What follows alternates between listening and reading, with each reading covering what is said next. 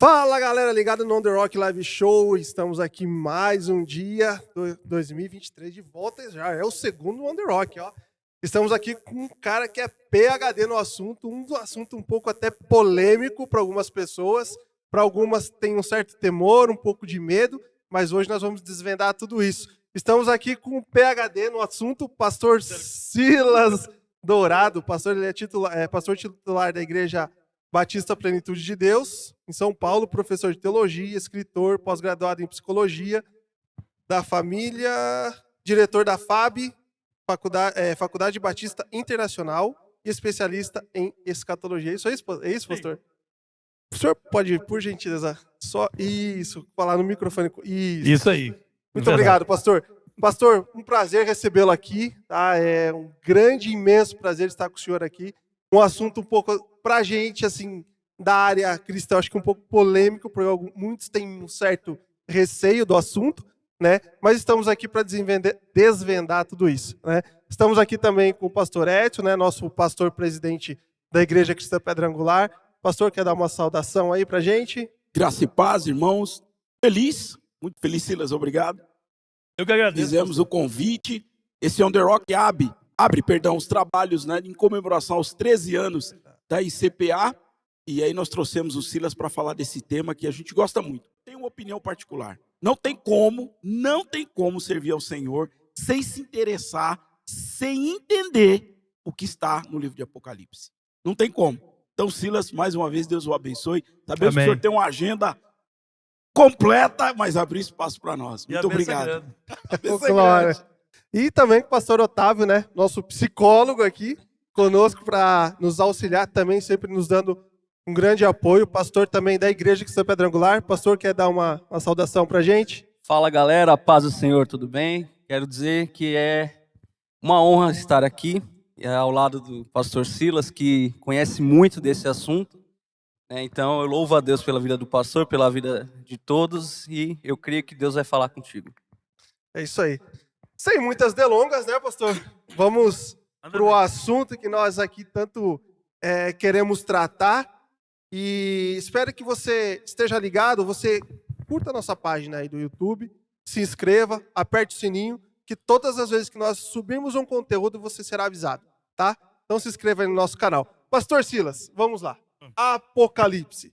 O que é esse negócio aí? É o fim do mundo? Não é o fim do mundo? Para muitas pessoas, para quem não entende a palavra, ou às vezes não lê a palavra, entende que nós estamos perto do fim do mundo. Já passamos umas 3 vezes por fim do mundo, né? 2000 era fim do mundo. Acho que teve o quê? 2000 e alguma 2000 coisa. 2000 chegará, 2002 não passará, um monte de coisa. Então, 2012, verdade. E foram uma série, né, de argumentos, né, o povo trazendo, mas o que fala sobre o Apocalipse, né? Então, todas as profecias, aqui tem uma pergunta muito interessante, todas as profecias já se cumpriram ou não? O arrebatamento seria a última profecia a se cumprir, mas o senhor fica à vontade. O programa é do senhor, o senhor começa como o senhor entende que a gente poderia iniciar. Tá, vamos conceituar primeiramente a questão da profecia. Quando você fala de Apocalipse, as pessoas já pensam no livro do Apocalipse. A gente tem que ter ressalva. O livro do Apocalipse é uma fração da profecia bíblica. Para vocês terem uma ideia, o livro do Apocalipse tem 404 versículos. Sobre profecia na Bíblia, nós temos 6.408. Ou seja, tem mais 6.000 profecias que não estão no Apocalipse. Então você tem o livro do Apocalipse, que é talvez no conceito nosso, no conceito popular e no imaginário cristão, é o livro do fim. Mas você tem todo um processo. Você vai entrar em outras perguntas aí, a gente vai deixar mais claro a questão de cumprimento ou não. Mas quando se fala de Apocalipse, você tem que entender que há uma literatura apocalíptica em toda a Bíblia, De Gênesis a Apocalipse, o próprio livro do Apocalipse, tem profecia. Capítulo 3, verso 15 de Gênesis é a primeira profecia da Bíblia. Da semente da mulher nasceria o varão que pisaria a cabeça do diabo. Dali em diante você vê um plano de Deus sendo tratado. E nesse processo do plano de Deus, desde os livros da lei, os livros de história, poesia e profecia, que são os livros do Antigo Testamento, você tem profecia. Entramos aí no Novo Testamento, nos livros de biografia, que são os 4 evangelhos. Está cheio de profecia. Você entra até no livro de Atos dos Apóstolos, que é o único livro do Novo Testamento, que é o livro histórico, você tem profecia. Quando você entra nas epístolas, que são 21 epístolas na Bíblia, no Novo Testamento ali, 13 de Paulo e por aí vai, as universais e a epístola de Hebreus, você tem profecia. Aí você chega no livro do Apocalipse, ele é repleto de profecia. Mas o Apocalipse, a palavra Apocalipse, vem de uma palavra grega, apocalipsis, que significa desvendar, revelar, tirar o véu. Então, quando se fala do Apocalipse, muitos cristãos talvez fiquem com medo, porque sempre no seu imaginário é sempre focada algo como destruição. Mas a pergunta é, destruição de quem? A igreja será destruída? Não faria sentido. Então, o Apocalipse é como se Deus desvendasse, tirasse o véu. Eu vejo muita gente falando, por exemplo, ninguém vai entender o Apocalipse. Irmãos, isso é uma contradição, porque o próprio capítulo 1 já fala que vai entender. É só você pegar o capítulo 1, versículo 3, fala assim, revelação de Jesus Cristo, o qual Deus lhe deu e notificou ao seu servo João através de um anjo as coisas que devem acontecer. Então, assim, é uma revelação que Deus deu através de um anjo para que João pudesse entender e revelar para a gente. Então, o livro tem que ser lido e ainda fala mais, bem-aventurado o que lê, o que ouve, o que pratica Perfeito. as palavras da profecia, porque o tempo está próximo. Vai fechar o versículo 3 assim. Então, nós temos que ter em mente que o Apocalipse é a revelação de Deus e a igreja precisa saber e a igreja vai notificar essa revelação para o mundo. É o desvendar de Deus. Para que aqueles que, estudando a profecia, possam se preparar, possam buscar a Deus enquanto há tempo, possa conhecer mais sobre o plano de Deus para o último estágio, a última etapa, a última cena da humanidade, que é justamente o desvendar do Apocalipse. Muito bom, pastor. É realmente o que o senhor falou, muitos cristãos têm um certo receio, um certo medo até de ler o Apocalipse, né? Porque, quem sabe, tenha medo do que está sendo revelado ali no livro, que já esteja próximo, que já esteja para acontecer. Eu acho que, na verdade, a gente tem que, na verdade, estudar em cima assim, do assunto e entender que o que está revelado e a gente precisa entender e realmente se ater dos sinais, né? Que o senhor já tem nos dado. Vamos lá. Primeiro, vamos voltar um pouquinho ao livro do Apocalipse. Quando você fala do livro do Apocalipse, você tem um livro que, no processo de 2000 anos da história da igreja, ele tem pelo menos 4 escolas que interpretam o livro do Apocalipse. Por isso que você tem pessoas que pensam, parece totalmente diferente da gente. Tem que entender isso. Por exemplo, quando o Apocalipse ele é escrito por João, era por volta do ano 86, na perseguição de Diocleciano. Então, João é lançado na ilha de Patmos, uma ilha de pedras que ficava a 88 quilômetros da cidade de Éfeso. Ele era pastor de Éfeso, um velhinho pastor de Éfeso já. E aí veio uma grande perseguição no final do primeiro século, e João, segundo a tradição, a ideia era matá-lo. Então, a tradição da igreja diz, os pais da igreja, ele foi mergulhado numa caldeira de azeite fervendo por 2 vezes. O azeite não queima ele. Então eles ficam impressionados. Quem é esse homem que um azeite fervendo não lhe faz mal nenhum? Ficaram com medo dele e não quiseram fazer mais algo de tipo tentar matá-lo. Coloca ele na ilha de Patmos, deixa o tempo dar cabo dele. E João foi lançado na ilha de Patmos. Era uma ilha de pedras que abastecia prisioneiros iam para lá para abastecer o Império Romano, as suas construções de pedras. Eu deixo ele lá e ele morre. E é lá que Deus tem um encontro com João. O capítulo 1 é justamente essa visão que João tem no Apocalipse. Os cristãos que recebem o Apocalipse nesse primeiro século, porque a maioria dos expositores dizem que João não morre lá. Ele escreve o Apocalipse e ele mesmo entrega para as igrejas quando volta. É ele e tem até um discípulo dele que fala o seguinte, que João, com 100 anos de idade, estava sentado nos últimos bancos da igreja de Éfeso, já estava cego, e dizia o tempo todo, filhinhos, amai-vos uns aos outros, que era o discípulo de João que morreu no ano 156, queimado vivo. Então, quando você pega essa história, você percebe o seguinte, que quem lia o Apocalipse naquela época, eles liam o Apocalipse contextualizando no seu tempo. E não havia nada de errado nisso, porque todo livro, toda profecia e toda palavra de Deus, ela tem que ser lida no seu tempo. Dessa visão de interpretação que o livro do Apocalipse estava se cumprindo no seu tempo, é uma visão que nós chamamos hoje, porque naquela época ninguém chamava coisa alguma, hoje nós chamamos de preterista. É aquela visão que diz que o livro do Apocalipse já se cumpriu no primeiro século todo. Então, quando eles faziam a leitura do livro, eles liam o livro do Apocalipse na perspectiva de quem? Quem são as bestas? Então, uma figura de linguagem, deve ser o Império Romano. Porque algum imperador romano. Então, cada geração que foi lendo o livro do Apocalipse, a partir desse momento, eles tinham que contextualizar com algo que estava acontecendo. E Deus não vai interferir nisso. Deus deu o livro. Agora, Deus não ensina a gente a interpretar. Se bem que o próprio Apocalipse, no capítulo 1, versículo 19, ele já meio que ensina a gente a interpretar ele. Se você ler o versículo 19 do capítulo 1, quando João recebe do anjo a revelação, o anjo diz assim para ele: João, escreve as coisas que tem visto, as coisas que são e as coisas que depois destas hão de acontecer. As coisas que João estava vendo era justamente essa visão do capítulo 1, Jesus glorificado. Se você ler o livro do Apocalipse, você vai ver. João tem uma visão de Jesus em glória, o seu rosto como o sol, olhos como chamas de fogo, vestido com vestes brancas até os pés, seus pés como latão reluzente, e saindo da sua boca uma espada. É um negócio fenomenal, é uma figura metafísica. Quer dizer, João apresenta para a igreja, as igrejas do primeiro século, mostrando assim, Jesus não é aquele mais que morreu na cruz, agora ele está glorificado. Então ele está à destra do Pai, e esta é a visão do capítulo 1.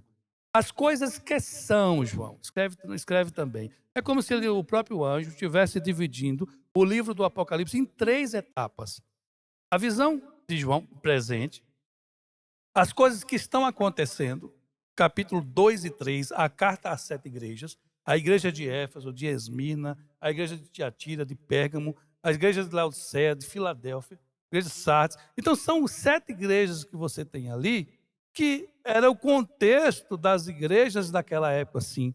E também representa épocas da igreja, da história. Mas existiam as coisas que estão acontecendo. Então havia problemas na igreja, então Deus, pelo Espírito Santo, escolhe ali 7 características de igrejas para mostrar como a sua igreja estava e para mostrar também um processo de igrejas no futuro, na história, que é o que nós chamamos de visão apotelesmática, que é uma profecia que tem simultâneos cumprimentos. Então, capítulo 1, 2 e 3, cumpriu. As coisas que hão de acontecer. Você vê que o capítulo 4 do livro do Apocalipse, João já sai da esfera terrena e entra na esfera divina. Então, uma porta é posta no céu e a primeira voz foi do capítulo 1 que falou com João. Disse, sobe aqui e te mostrarei as coisas que vão acontecer. Então ele fala, eu fui arrebatado do Espírito e vi um trono posto no céu. E o que estava sentado no trono era semelhante à pedra de jaspe e de sardônica. E aí ele discorre o mar de vidro, os 4 seres viventes, 24 anciãos, milícias de anjos. Coisas maravilhosas. Visão do Criador. Capítulo 4 é isso. Capítulo 5 é a visão do Redentor. É quando Jesus entra e pega naquele que estava sentado sobre o trono. João observa que havia um pergaminho selado com 7 selos. Então, uma voz brada no céu e fala, quem era digno de abrir aquele livro? Ninguém, nem no céu, nem na terra, nem debaixo da terra. Ou seja, nos 3 reinos da criação, ninguém fora digno de abrir o livro, nem sequer olhar para ele. E João falou, eu chorava muito, porque ninguém fora digno de abrir o livro. De repente, um dos anciãos que tinham falado com ele falou, João, não chores mais. O leão da tribo de Judá, a raiz de Davi, que venceu, ele é capaz de abrir o livro e de desatar os seus selos. Peraí. Então, nós temos o capítulo 1, uma visão de Cristo glorificado. Capítulo 2 e 3, a carta às 7 igrejas. Capítulo 4, a visão do Criador do céu. Capítulo 5, a visão do Redentor. Capítulo 4 e 5, por serem visões, nós não temos uma época específica de cumprimento. É mostrado só o trono, e isso é um processo atemporal.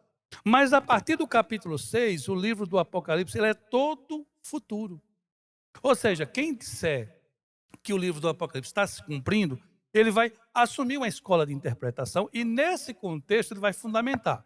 Mas por enquanto a gente está na primeira escola de interpretação, que é preterista. Então quem lia o livro do Apocalipse até a Reforma Protestante, todos eles, até o ano de 1550 mais ou menos, porque a Reforma começa em 1517, acreditava que o livro do Apocalipse tinha se cumprido tudo no primeiro século.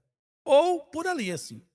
E aí, com a Reforma Protestante, nasce uma segunda escola, que é a escola progressista. A escola progressista, ela diz o seguinte, ou tem outros nomes que se dá, depende das temáticas que você está estudando, mas, em tese, eles acreditavam que o livro do Apocalipse começou a se cumprir lá, mas no processo histórico, ele começou a cumprir profecias. Então, ora cumpriu num tempo, ora cumpriu no outro. Então, não há uma escala cronológica nessa escola.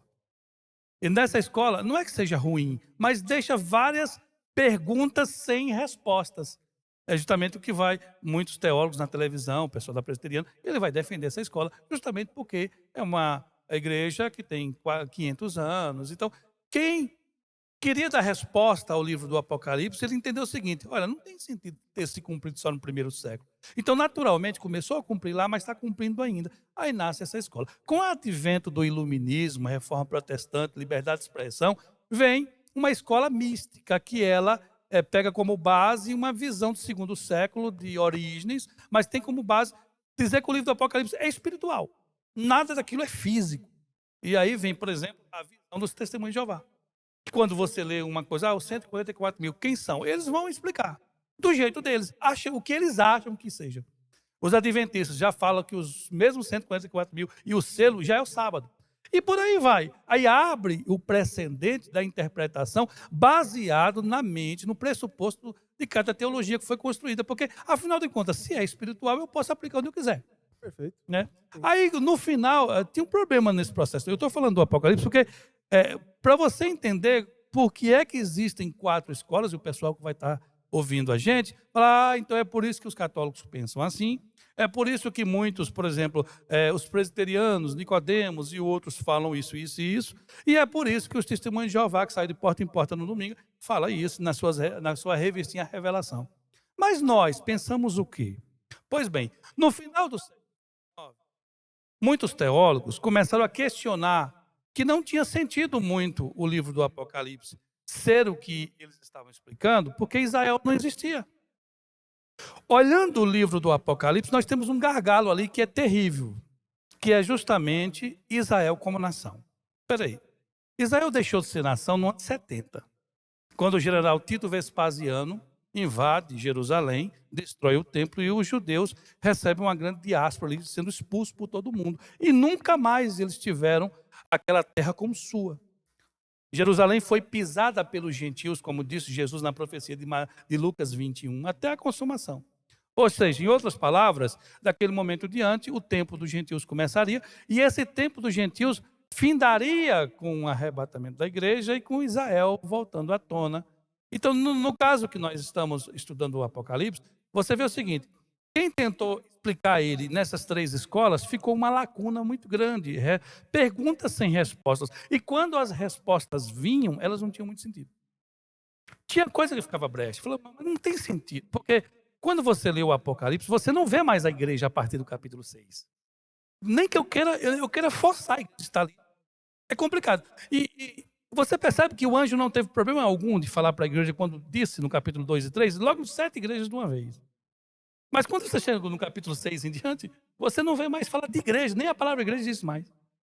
E aí vem os teólogos dizendo o seguinte, que o livro do Apocalipse, ele, de fato, capítulo 1 foi visão, capítulo 2 e 3 já se cumpriu no primeiro século, por mais que no processo da história representam tempos da igreja, mas o primeiro cumprimento foi lá.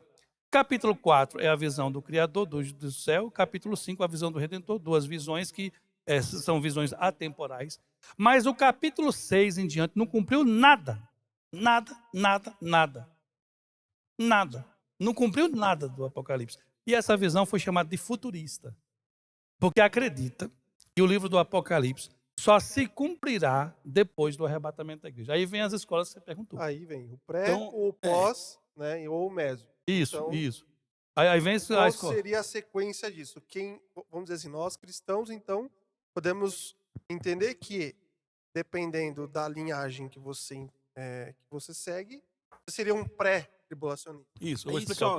Eu queria fazer então um comentário, uma pergunta. Né?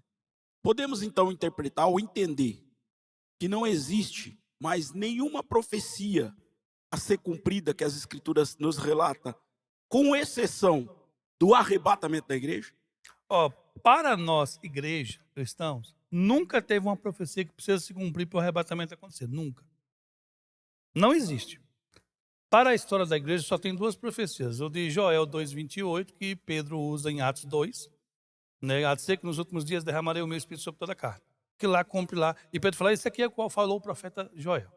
Então, dali em diante, começa o tempo. Começa ali. Cumpriu ali, dali em diante até os últimos dias. E o final seria o arrebatamento da igreja, como Paulo fala, em 1 Tessalonicenses 4, 16 e 17.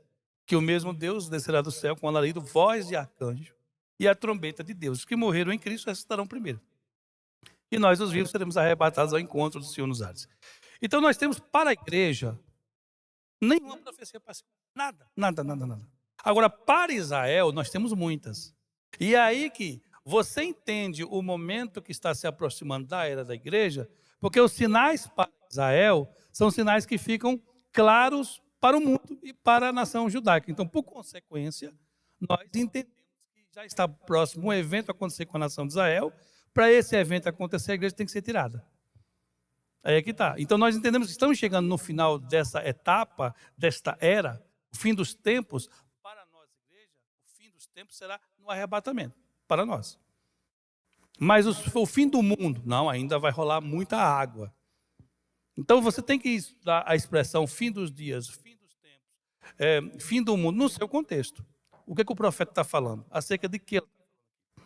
Então, vamos voltar lá. Só para entender, o livro do Apocalipse tem 4 escolas de interpretação. Você tem a preterista, cumpriu-se no Novo Testamento, ali no início da era cristã. Você tem a progressista ou histórica, que começou lá, mas no processo da história. A escola histórica, simbólica ou mística, são as seitas. Muitas seitas que utilizam o livro do Apocalipse para explicar o quê? Nós, a maioria, 90%, 80% aqui no Brasil, dos cristãos, e vai se cumprir depois do arrebatamento da igreja. Aí entra a questão de 3 escolas. O pré-tribulacionista acredita que o livro do Apocalipse, ele vai se cumprir a partir do capítulo 6, quando a igreja for tirada. Por exemplo, pré-tribulação, ou seja, a igreja não passa pela tribulação. O mid-tribulacionista acredita, é um grupo de futuristas que acredita que a igreja vai até o meio da grande tribulação.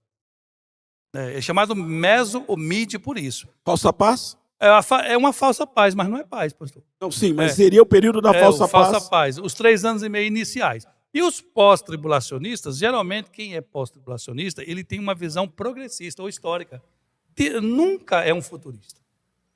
Raramente você vai encontrar, se for tomar um tapa na orelha, está meio perturbado, um futurista que acredita que a igreja passa pela grande tribulação. E quando eu falo a impossibilidade da igreja passar pela grande tribulação, essa impossibilidade não está baseada e construída em um texto. São vários textos. E o próprio livro do Apocalipse, que você lê ele todinho, você lê a partir do capítulo 6 até o capítulo 19, que é o cumprimento desses 7 anos de grande tribulação, você lê ele todinho, você não acha um versículo com a igreja lá. A grande questão, pastor, é que quem defende essa visão, né, de pós, fala que durante a história Deus nunca poupou a igreja. Concordo. Mas você poderia, em cima disso, explicar essa visão que eles têm? Eu concordo. Deus nunca poupou a igreja durante a história e nunca vai poupar, mas em tribulações da vida. A grande tribulação, o próprio Cristo falou. Se aqueles dias não fossem abreviados, não sobraria nenhuma alma. É um artigo definido. A grande tribulação. É algo que nunca houve. E outra coisa, a tribulação a gente passa diariamente, né? Se você pegar as grandes... Leve e momentânea tribulação. As 10 grandes perseguições que a igreja passou até o século III, início do século IV, ou seja, você pega desde Estevão até o Edito de Tolerância de Constantino no ano 311, 314. Você pega esse período todo, 313, pega esse período todo, você tem 10 grandes perseguições da igreja. 10 grandes, pois é. A gente chama 10 grandes perseguições, mas o passo que a igreja de Roma estava sendo perseguida, a igreja no Oriente Médio. Ou seja, houve grandes perseguições, mas foi uma situação humana, por governadores humanos, uma questão local. Ocidental, né? Então, e por mais que foi uma situação avassaladora, como no tempo do Nero, que faltou madeira em Roma para queimar cristãos, do outro lado do império, os cristãos estavam vivendo em paz. Então, Deus nunca poupou de tribulações. Agora, a grande tribulação, é só você ler lá Apocalipse capítulo 7, você vai ver que é o dia da ira. Vai assolar toda a humanidade. O dia da ira de Deus e do Cordeiro. Jesus não é mais advogado, não. Na grande tribulação, Vai ele é ser o juiz juiz. também. Perfeito. É o dia da ira, é dia de condenação, é dia de destruição. E outra coisa, a grande tribulação, os elementos da natureza, do universo serão movidos. É só você ler, por exemplo, você tem os 4 primeiros selos, são os 4 cavaleiros do Apocalipse, mas depois disso, imagina, o 6º selo, lê lá, capítulo 6, verso 12. Você vai ler o 6º selo. Meu amigo, o sol tornar negro, a lua como sangue, as estrelas do céu caem no firmamento, e há um terremoto que aplaina os montes. Aí como é que eu livro os cristãos disso? Eu faço eles flutuar, boto numa bolha, como é que... É verdade. Realmente, de fato, assim, Percebe? Deus não poupou a igreja e foi muito bem colocado, né? Tribulações e flagelos, muitos deles movidos por ação humana mesmo. Sempre foi. Humana mesmo. Aí, ô, pastor, e eu te falo uma coisa, uma pergunta que eu faço. Para que ele vai nos arrebatar de aqui para aqui? Se o que tinha de passar já passou. A gente, Isso é verdade. Não, Faz sentido. E o prefixo usado é o prefixo grego ek. Lá no capítulo 3, versículo 10, que é a promessa da igreja de Filadélfia. Ao que vencer, porque guardaste a palavra da minha salvação, eu te livrarei da hora da tentação que há de vir sobre o mundo. Da hora da tentação. Não é na tentação. O prefixo é ek, tirar da. Ou seja, o Senhor nos livrará da hora da tentação que há de vir sobre todo o mundo. A grande tribulação é algo sem precedente na história da humanidade. Por isso que Jesus falou, se aqueles dias não fossem abreviados, nenhuma alma sobreviveria. Quando você trabalha a questão da grande tribulação, é um momento ímpar. Então, não há nada na história que possa se justificar. E o profeta Jeremias, no capítulo 30, versículo 7, ele fala que é o dia da angústia de Jacó. Ou seja, será um dia de punição para Israel também. Porque eles negaram Cristo e eles vão ter que reconhecer esse Messias. Quando a igreja for arrebatada, quem vai aparecer é o falso Messias e os judeus vão receber. Por isso que Jesus falou assim, olha, eu vim e vocês me rejeitaram. E ele veio no seu testemunho, como ele conversando com Nicodemos, e vocês não aceitaram. Outros virão na sua palavra e vocês receberão. Ele estava falando de Cristo. Então nós estamos vivendo um momento que temos que entender o seguinte, a igreja é sensato, e eu vejo até expositores da visão histórica tentar ridicularizar a visão pré-tribulacionista. Meu amigo, você fala o que você quiser, me apresenta os argumentos. Você criar uma retórica dizendo que não tem base bíblica, mas você nunca mostra qual é a base bíblica que não tem, é bobagem, né? É fácil criticar. É princípio do direito. Imagine um advogado defendendo uma causa diante de um juiz, onde ele não apresenta nem a lei. É Não tem sentido. uma vez, pastor, eu estava vendo uma crítica que fizeram à visão pré-tribulacionista, de que ela foi fundamentada numa visão de uma jovem. Não, ela é fundamentada na Bíblia. Não tem essa Só para você ter uma teoria. ideia, tem Que dizem, né? Catarina McDonald, se não me Isso, engano. acho que é isso. 1800, uma jovem que teve uma visão com arrebatamento, e de lá para cá pegou-se o Scofield, botou na Bíblia dele aquela historinha fiada. Eu fui ler isso depois que eu já era católico há 10 anos, que tal? Eu nunca ouvi essa história. Nenhum teólogo constrói a profecia e a argumentação. Em momento algum, eu citei alguma visão de alguém aqui? Eu citei Não. texto. Sim, Isso aí, o próprio exatamente. texto, exatamente. Exatamente. A Bíblia. Não é construído. Então, para desmerecer a visão pré-tribulacionista, como eles não têm argumento, Então, para desmerecer, parece discurso de comunista. Acusar os outros daquilo que eu faço. Então, para desmerecer a visão, primeiro eu tento descredenciar ela. Não é assim que faz na política? Você Exato. começa a chamar o opositor de malfeitor e ladrão, Perfeito. ou corrupto, para quando você traçar o debate, as pessoas já julguem ele sem ele argumentar. Fascista, de genocídio, tudo isso. Eles fazem muito bem. E fazem ou consciente ou de forma inconsciente, mas fazem e é errado. Quando se vai debater um tema, o ônus da prova é a Bíblia.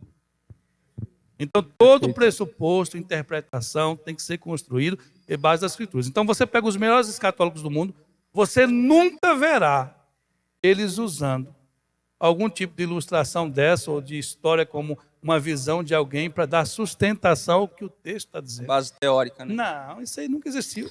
Silas, posso polemizar? Pode, deve, até bom. Eu entendo que na última década, nunca se falou tanto, em virtude de alguns fatos, de 3 nações. Mundialmente, olhando o cenário e o contexto mundial. Estados Unidos da América, China e Rússia. E eu me lembro, numa das aulas na FAB, fiz teologia na FAB, você que quer estudar teologia, temos um núcleo teológico aqui na ICPA, mas também oriundo da FAB. Você muito bem comentou a respeito das citações bíblicas, que é o seu alicerce, da Rússia, da China, né? E aí tem também os Estados Unidos que fecham um cenário. O que essas 3 nações têm a ver com o arrebatamento da igreja, com as profecias que são citadas na Bíblia? Aonde eu consigo trazer essas 3 nações? Porque assim, por que eu trouxe as 3? China ligada ao Covid. Nunca se falou tanto de uma nação em virtude de um problema que teve origem lá. A Rússia agora, com essa guerra absurda com a Ucrânia. E os Estados Unidos, que não deixa de ser a potência que sustenta a economia mundial. Muito se fala do euro, enfim, eu sei, o euro tem a sua valia, mas o dólar também tem. Dá para você resgatar o que foi dito naquela época, porque eu sei que são assuntos que recentemente nós tomamos um café e você falou para mim, eu até relembrei para você, já tinha me dito isso há mais de 4 ou 5 anos atrás. E essas nações hoje estão no cenário com mais visibilidade. O que essas 3 nações têm a ver, o que elas se ligam, se interligam com o arrebatamento da igreja? Tem um filósofo baiano, pastor, que fala assim, uma coisa é uma coisa, outra coisa é outra coisa. Eu vou tentar explicar para vocês entenderem como. Tem um problema hoje chamado cosmovisão. A gente não pode só olhar para o que está acontecendo agora e tentar interpretar baseado no que a gente está vendo as profecias. Por que é que as profecias que eu falei são acertativas? Porque, primeiro, ela existe por si. E depois você, no processo histórico, você vê nações que se encaixam no perfil. Vamos lá. Os Estados Unidos, ele não tem parâmetro bíblico, não tem. No entanto, os Estados Unidos, se você estudar toda a história americana, e como eles deram suporte para Israel, desde a fundação de Israel, em 14 de maio de 1948. Os Estados Unidos de lá para cá têm ajudado, sustentado, financiado o poder bélico, e hoje, Israel, ele só não é destruído ali no Oriente Médio por conta do apoio americano e também por mérito próprio. Hoje já tem mérito dos judeus. Então eles cresceram muito, é uma nação com 10 milhões de habitantes, arrodeado de inimigos de todas as direções e consegue se manter, e é o exército hoje mais temido do mundo, é o exército de Israel, porque sabem que a estratégia de guerra deles é diferente dos outros. Ao passo que os outros têm a estratégia de paciência, talvez de terra devastada como Stalin fazia, né? Israel não. Israel, quando imagina que alguém vai atacar, ele ataca primeiro. Então ele é muito mais perigoso. Porque ele não tem terra para recuar, e se ele esperar alguém invadir sua terra, fica muito mais difícil ele reverter. E os Estados Unidos, ele tem um papel no cenário mundial, dando suporte ao Israel. Israel tem crescido, tem se fortalecido. Já a Rússia é outra coisa. A Rússia, segundo Ezequiel, no capítulo 38 e 39, a profecia de Gog e Magog, por mais que muitos escatólogos vai dizer que não é, mas é só você ler a profecia, fazer parâmetros. Desde o capítulo, até o capítulo 36, até o capítulo 35 do livro de Ezequiel, as profecias todas se cumpriram no tempo passado. Capítulo 36 em diante, o profeta Ezequiel direciona a sua visão para o futuro e para a nação de Israel. Capítulo 37 do livro de Ezequiel é aquela visão do Vale dos Ossos Secos, onde ele tem uma profecia com a restauração de uma nação. Ele é levado num vale de ossos secos e o espírito que o leva pergunta assim: filho do homem, poderão viver esses ossos? Se você for ler o texto, eu vou resumir por conta do tempo, fica claro que o texto, os ossos são a casa de Israel.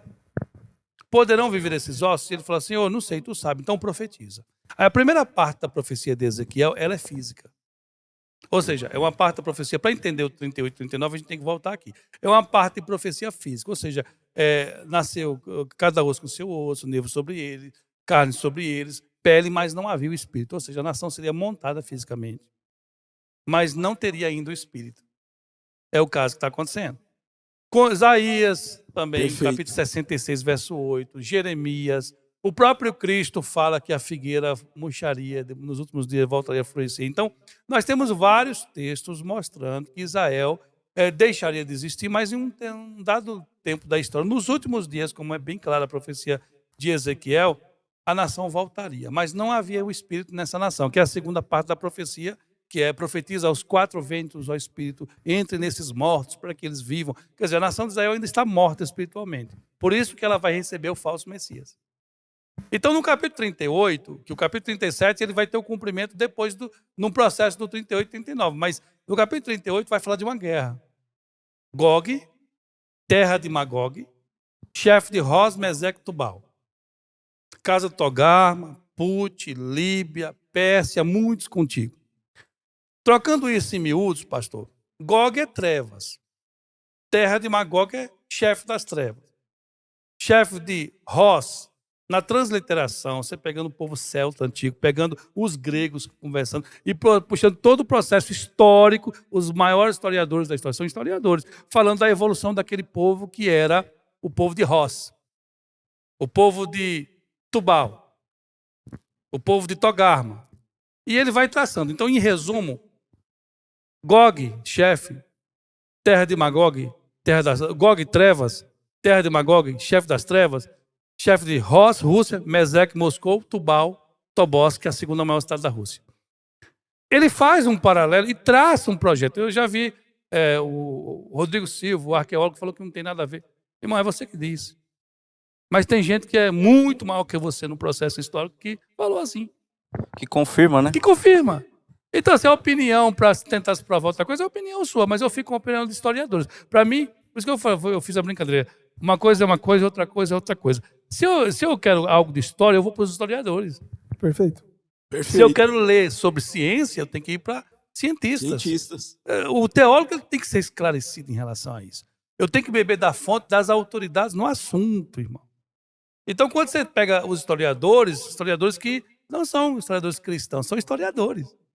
Ele traça uma árvore genealógica dos povos e estabelece que a Gog, terra de Magog, príncipe de chefe, o chefe de Ros, Meseque, Tubal é a Rússia.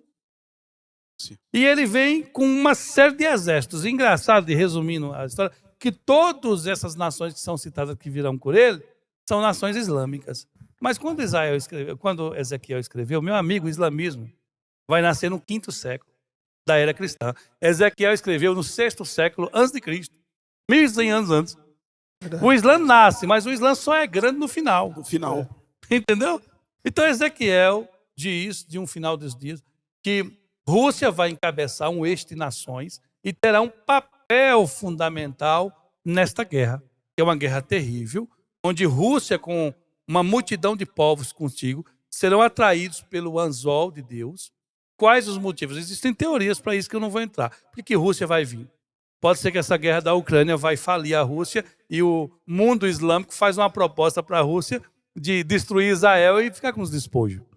São tantas possibilidades. Uma suposição, é uma São possibilidade. tantas. Mas uma coisa é certa, será a Terceira Guerra Mundial e vai mudar o eixo geopolítico que nós temos no mundo. O mundo vai mudar rapidamente. E Israel vai ver a Rússia com quase, pastor, 15 nações sendo destruídas no seu quintal. Sem guerrear, que é o mais impressionante. Sem guerrear. A Rússia com o mundo islâmico todo será destruído no quintal de Israel. Como é que Deus fará isso? Ezequiel fala. Primeiro, confusão das tropas, como foi no tempo de Gideão. Sim. Segundo,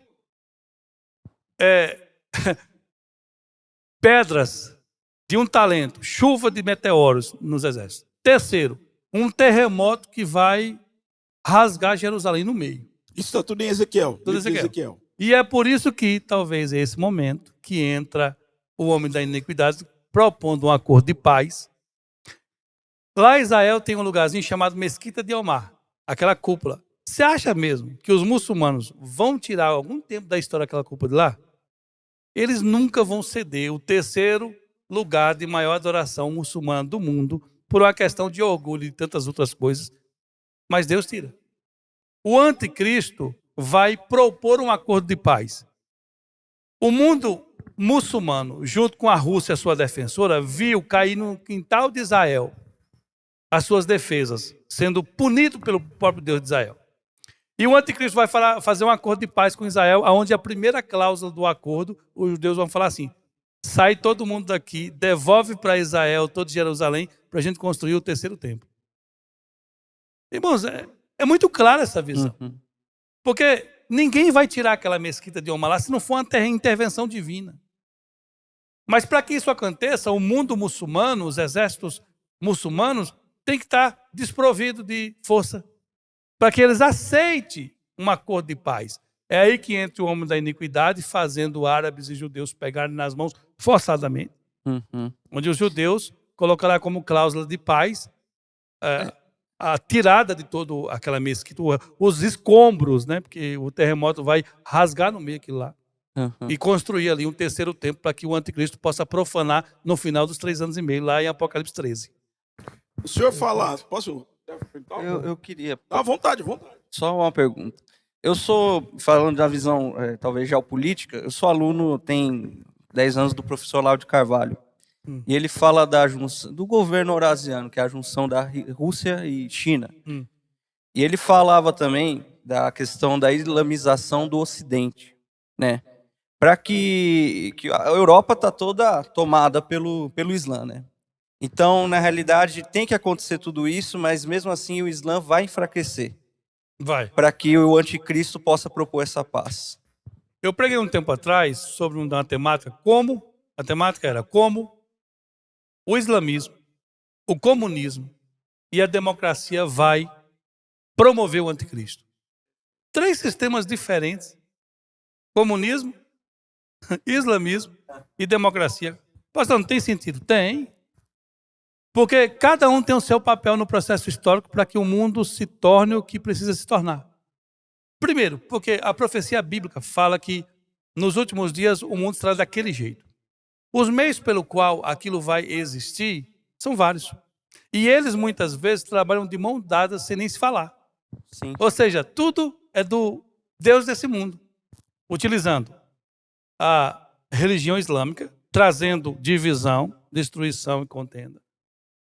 Usando o comunismo, empobrecendo as nações, divisões de classes, usando pequenos grupos para que haja um caos. Você sabe que uma casa dividida não subsiste. Sociedade doente. O comunismo tem um papel, que é destruir financeiramente uma nação, dividir o seu povo, tirar Deus da nação e destruir a célula máter da sociedade, que é a família. Ou seja, caos. E como a democracia, pastor? A democracia vai votar no anticristo. Ela vai promover a votação. Você vai ver em Apocalipse 17. Ela votando. É a película de liberdade de escolha. Liberdade de escolha. Que quando convém a democracia, ela entra. Perfeito. Quando convém. Só. É porque eu estava até vendo, pastor, desculpa, só essa questão da democracia, que aqui no Brasil as pessoas, e eu acho que isso se expande para o mundo inteiro, pensam que democracia é só voto. Democracia está muito mais ligada, primeiramente, à liberdade de expressão. Primeiro, eu acho que democracia só existiu na filosofia grega. Porque nem na América existe democracia. É o país da democracia, mas não existe democracia como no cerne da questão. Porque a democracia hoje é manipulada. Com certeza. É manipulada. Você viu o que aconteceu nos Estados Unidos com a votação, aqui no Brasil se repetiu.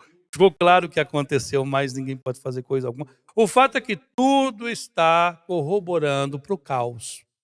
E não vai melhorar.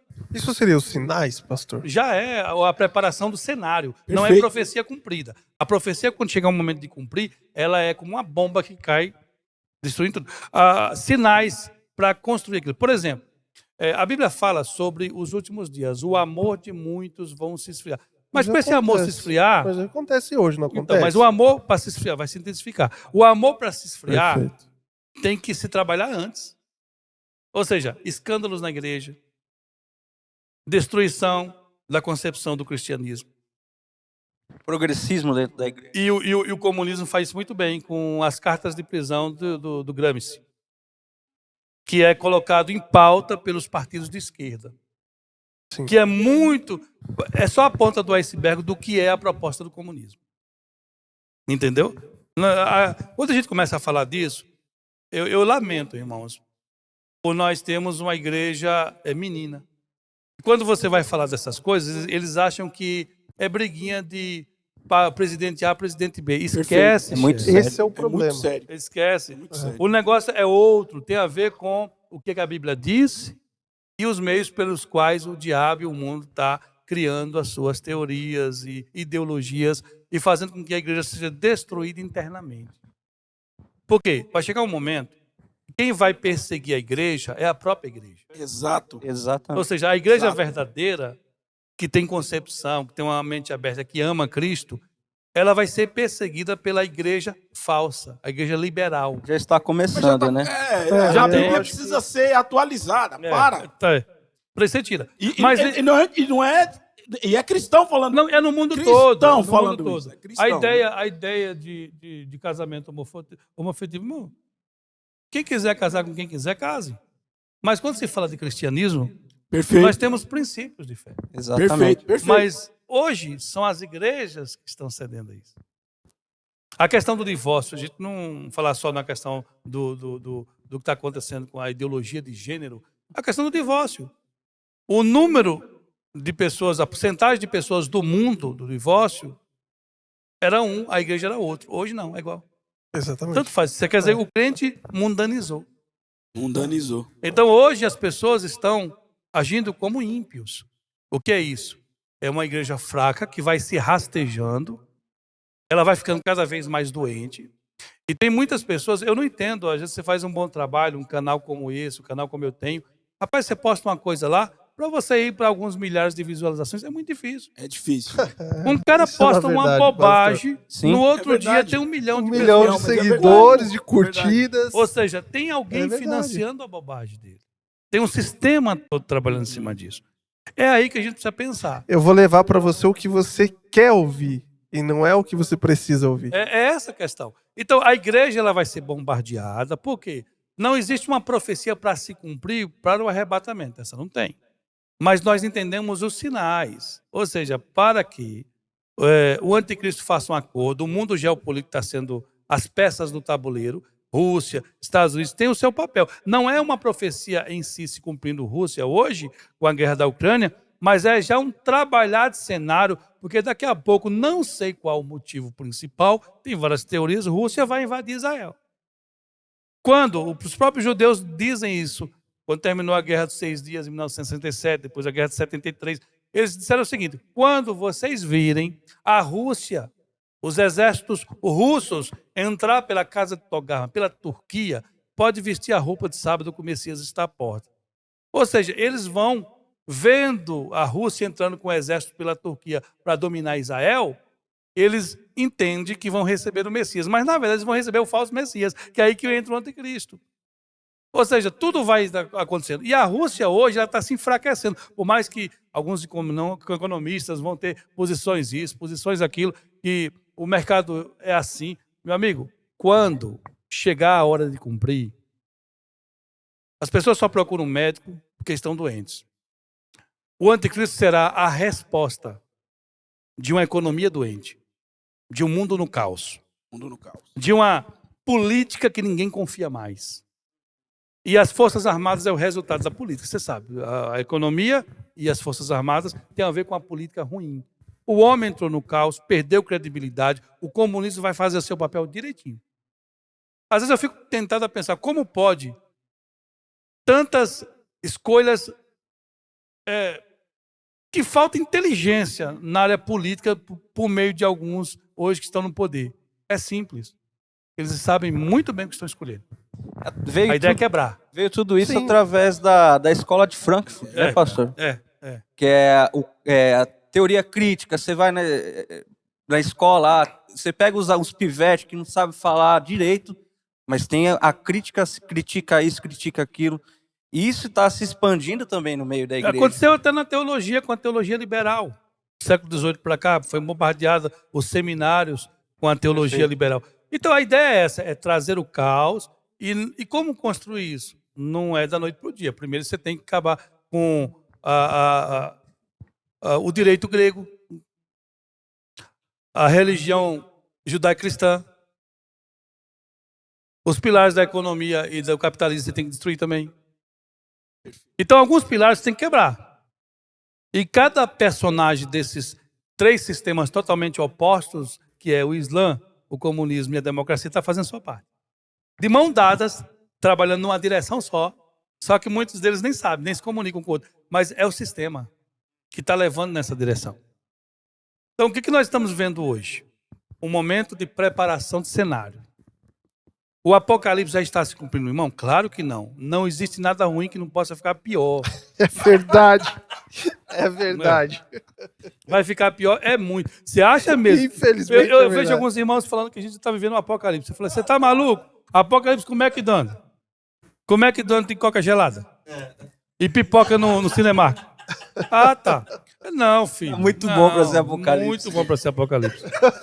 Silas, da mesma maneira que Deus preparou o mundo, o cenário mundial, para Jesus vir trazer consigo todos os ensinamentos e o evangelho ser propagado, podemos dizer então que verdadeiramente o mundo está sendo preparado para o advento do anticristo. Tem. O primeiro advento foi tudo preparado. Até João Batista veio preparando o caminho do Senhor, né? A questão geopolítica foi preparada, pastor. O Império Romano ascendendo ao poder, expulsando os piratas. Pavimentação de ruas. Isso. O grego koiné como a língua mater do mundo inteiro, como o inglês é hoje. Então, assim, a mesma forma que houve a primeira preparação para que o Messias verdadeiro viesse, vai ter a preparação para o Messias voltar. Agora, antes dele voltar, veio o falso Messias enganando a muitos ainda, que é o anticristo. Faltou o senhor falar da China. Então, aí vem a China. O que a China está fazendo hoje?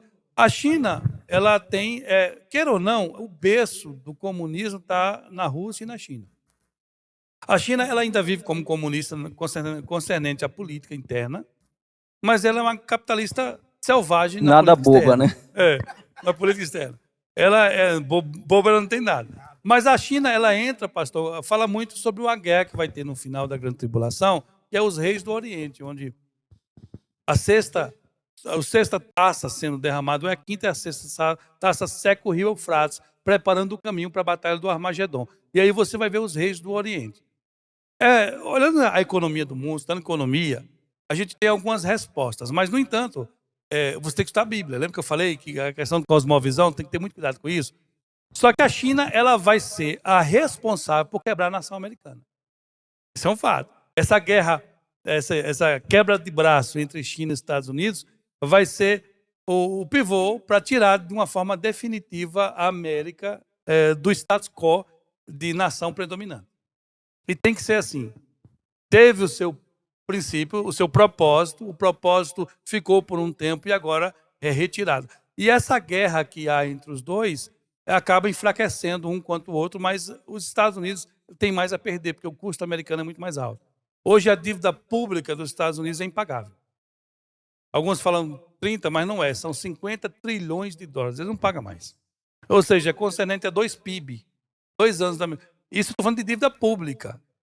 Porque os Estados Unidos, o custo de manutenção americana é muito alto. Os Estados Unidos gasta com material bélico por ano 800 bilhões. Nós, no Brasil, gastamos 70 bilhões. Eles gastam 800 bilhões. É muito caro a nação americana. O maior exército do mundo, é isso, é aquilo. Mas só que quando você estuda o final dos dias, não existe uma nação americana na profecia. Significa dizer que ela vai ter que cair. Ela vai ter que sair do estado de predominância ou alguém que pode influenciar alguma coisa. Não estou dizendo que os Estados Unidos vai cair para terceiro mundo, que isso é quase impossível agora. No entanto, ela vai perder a sua predominância. E está acontecendo. De quando essa política veio, você vê de lá para cá, os americanos, de uns 20 anos para cá, não são mais respeitados como eram antes. Eles ditavam uma regra para tudo. E é um processo. Ele vai cair aos poucos, vai perder o seu poder e vai se definhando. Ao passo que A nação que teve o seu propósito evangelístico hoje é uma nação que é a segunda nação que mais produziu seita no mundo. Só perde para a Índia, Estados Unidos. Então, Começou como um país cristão, né? a conta vem, você sabe, né? É. Quando abre para apostasia, a conta vem. Isso fica um recado Sempre para falo quem é isso, cristão sempre hoje, falo né? isso. A conta vem. Não O adianta. boleto sempre vem no final do mês, pastor. Você compra o que você quiser, mas o boleto vem. Pode escolher até a data do cartão, mas vai vir. Vai vir. Pastor, a gente falou até o que, assim, são sinais, a gente pode entender que são sinais. Então, por exemplo, a gente vê que hoje a Terra, as estações, elas têm mudado muito, né? Você vai lá para, sei lá, tipo, Canadá, que era um lugar muito frio, hoje você vê 30 graus. Você vem aqui pro próprio Brasil. A gente teve um ano onde a gente achou que ia ter as estações corretas, as estações mudaram. O senhor entende que isso tem alguma coisa a ver? Ou isso é simplesmente um... Tem a ver que a terra está envelhecendo como um vestido. Está cambaleando como bêbado. É o que diz o profeta Isaías. Ou seja, nos últimos dias, esses sinais seriam intensificados. Ou seja, em outras palavras, mais guerra, mais terremoto, terremoto? mais pestes, tudo mais. Jesus usou até a expressão como uma mulher que vai ter um filho, as dores de parto vão se intensificando até o filho nascer. Ou seja, esses sinais vão se intensificar mais ainda. Às vezes a gente só é acordado quando um evento acontece, como aconteceu esses dias, né, na Síria, com aquele terremoto terrível, ou esse agora no interior de São Paulo. Às vezes a gente, naquele momento, toma um choquezinho e olha para as profecias com um olhar diferente. Mas isso sempre existiu. Mas, prepara, vai ter terremotos piores ainda, enchentes piores ainda, porque a terra está bêbada, cambaleando. Isso tem a ver com os últimos dias. Quer dizer, está se aproximando e é como se ela não suportasse mais, nem ela mesma. Vai mudar muita coisa? Por uma questão climática. É tudo junto. Não vamos dizer que não tem também. Tem. Não é essas coisas que todos estão falando, não, em muitas áreas, mas tem. Muita invenção, né, pastor? Também. Tem. É publicidade. Sim. Ganha dinheiro, né? A mídia constrói a retórica que quiser. Mas que existe, isso não é uma coisa, é um conjunto de coisas. Quer dizer, se a pessoa constrói, a população alta constrói em áreas de risco, naturalmente, quando acontecer uma chuva, vai desmoronar aquilo lá. Então, um processo, percebe? Por falar em mídia, aí vamos seguir. Tem saído na mídia de notas oficiais de países sérios, vamos dizer assim, confirmando contato com extraterrestres. Eu ia comentar isso realmente. Contato. E também já ouvi muito teorias e teses de que o Vaticano, alguns outros países aí financiam satélites que vão para o espaço mesmo, com o intuito de fazerem projeções do espaço para a Terra. Tudo com o intuito de amenizar o que seria a real iminência do arrebatamento, a saída da igreja. O arrebatamento da igreja, dizendo que as pessoas teriam sido abduzidas. Aí, como diz, fato ou fake? Posso só completar, pastor? Pode. E o que a nova ordem mundial tem a ver com esse cenário do arrebatamento, da vinda de Cristo? Tem alguma coisa a ver? Eu nem vou perguntar pro senhor, que o senhor vai falar assim pra mim. Oxe, Silas, você crê em extraterrestre? Vamos Uma começar. coisa, uma coisa, outra coisa. Vamos começar do início, fazer como bom baiano. Oxe. Primeiro, se eu falar assim, os países sérios, não tem país sério, pastor, é tudo mentira. O homem é homem da queda, corrupto de Éden, capítulo 3. A gente no Brasil vive num grau de moral tão baixo que a gente acha que os países são sérios, mas não existe país sério. Esquece, mano. Se você estuda toda a história da humanidade, não existe um. Quando você mergulha um pouco mais na história, você vai ver que as atrocidades que muitos países cometeram, nós estamos no jardim de infância. Viu? As atrocidades desde os tempos de Faraó do Egito, pegando pelo processo dos impérios. Esquece os impérios bíblicos, eu falo os impérios. Pega aqui do século XVIII para cá, como a queda do Império Otomano e todo o processo. Só é só tragédia. A moral humana não existe. É verdade. Isso é uma verdade. A moral humana não existe. degradante A Inglaterra é país sério. É É nada. degradante. É nada.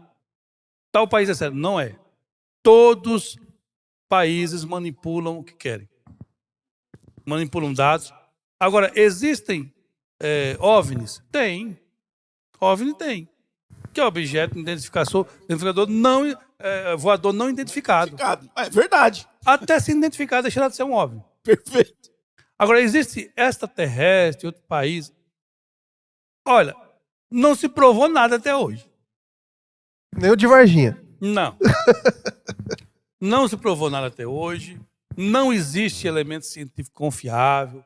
Eles trabalham em uma numeralização. Por exemplo, se o universo tem... Se o universo inteiro tem cerca de 100 a 300 bilhões de galáxias, e cada galáxia tem... aquela caixa de fósforo. É impossível ter só na Terra, sim, mas então me prova. Se tiver alguma vida em outro universo, irmão, em outro sistema solar, com certeza nós não vamos conhecer nunca. Eu não vou dizer que não exista, porque se eu não tenho ciência. Agora, uma coisa eu sei, biblicamente, a Bíblia só fala da gente. E nós fomos feitos à imagem e semelhança de Deus. A Bíblia não fala de outros mundos. Mas a Bíblia é o livro do homem caído. Talvez essa é a proposta. Se Deus tem filhos em outros universos, com certeza nós não vamos conhecer nunca. Não vão vir aqui nunca. Porque será confusão e Deus não é Deus de confusão. O poder de Deus, agora eu discordo. Acho que não tem. Eu acho que o nosso sistema é o centro da vontade de Deus. E, biblicamente falando, eu sou um cristão e teólogo, então eu vou ver isso. Perfeito. O Vaticano tem teorias? Tem, pastor. Tem um livro do Monsenhor Saracusa, eu acho que é assim o nome dele, de 1967. É o Anticristo e a Nova Ordem Mundial. E ele fala justamente sobre os esforços da Igreja Católica, representado pelos jesuítas, os padres jesuítas. E hoje eles têm, por exemplo, um observatório em Washington, que é o maior do mundo, para pesquisar os ares. A Igreja Católica tem ramos diferentes dentro da Igreja Católica.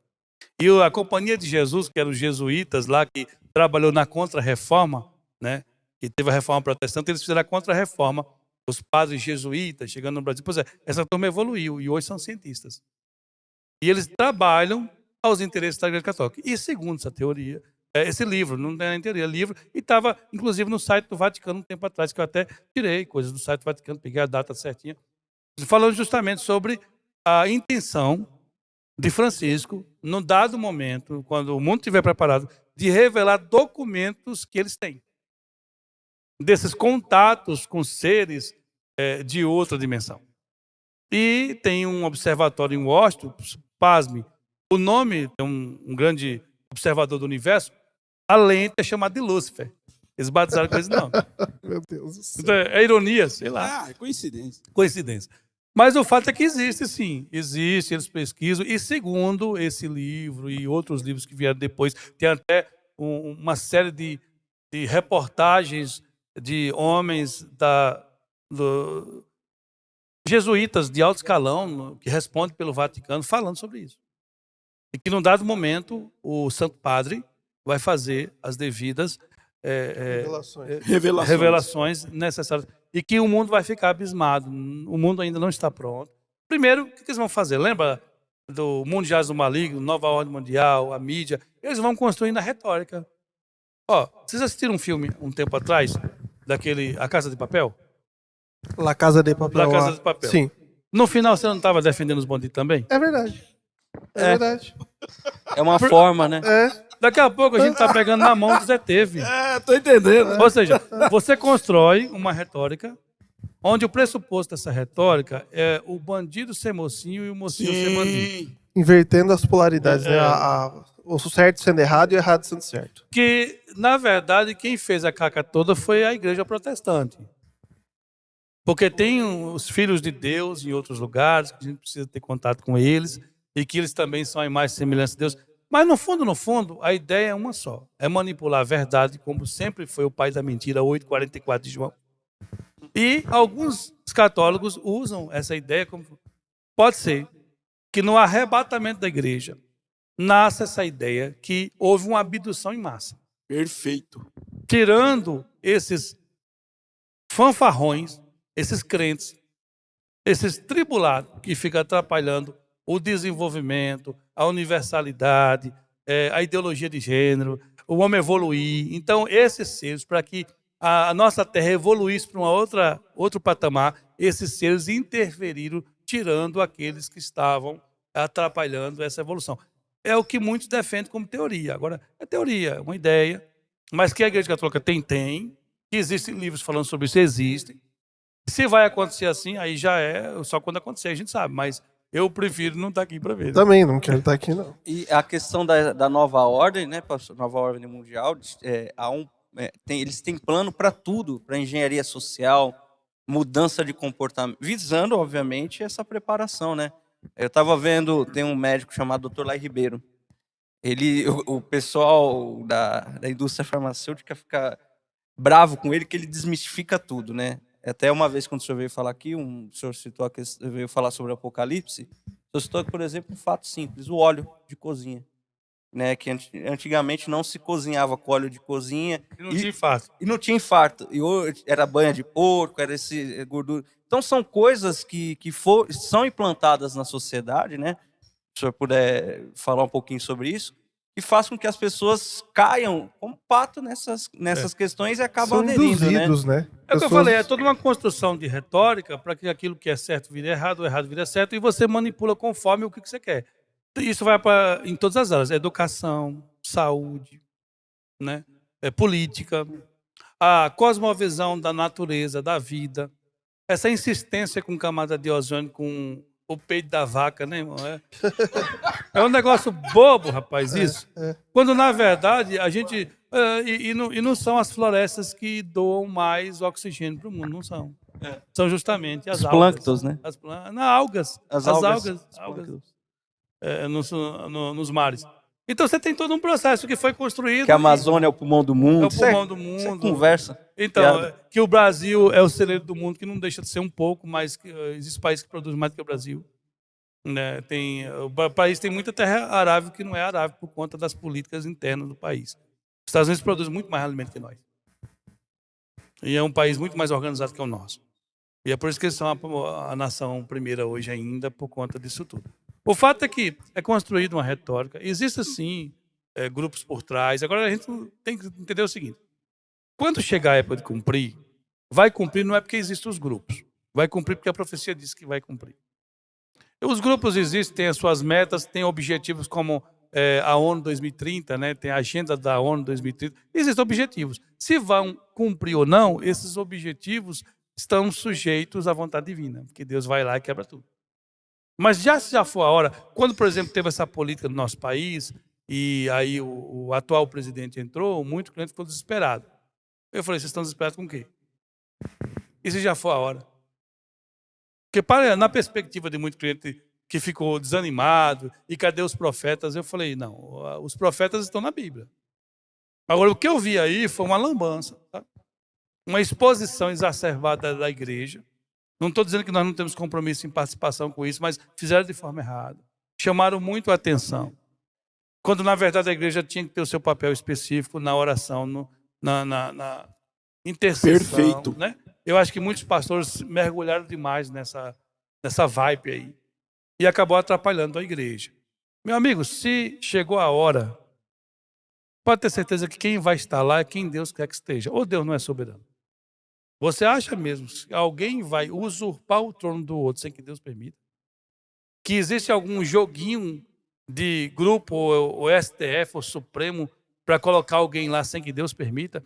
Se houve a fraude, é porque é o tempo. É a corrupção.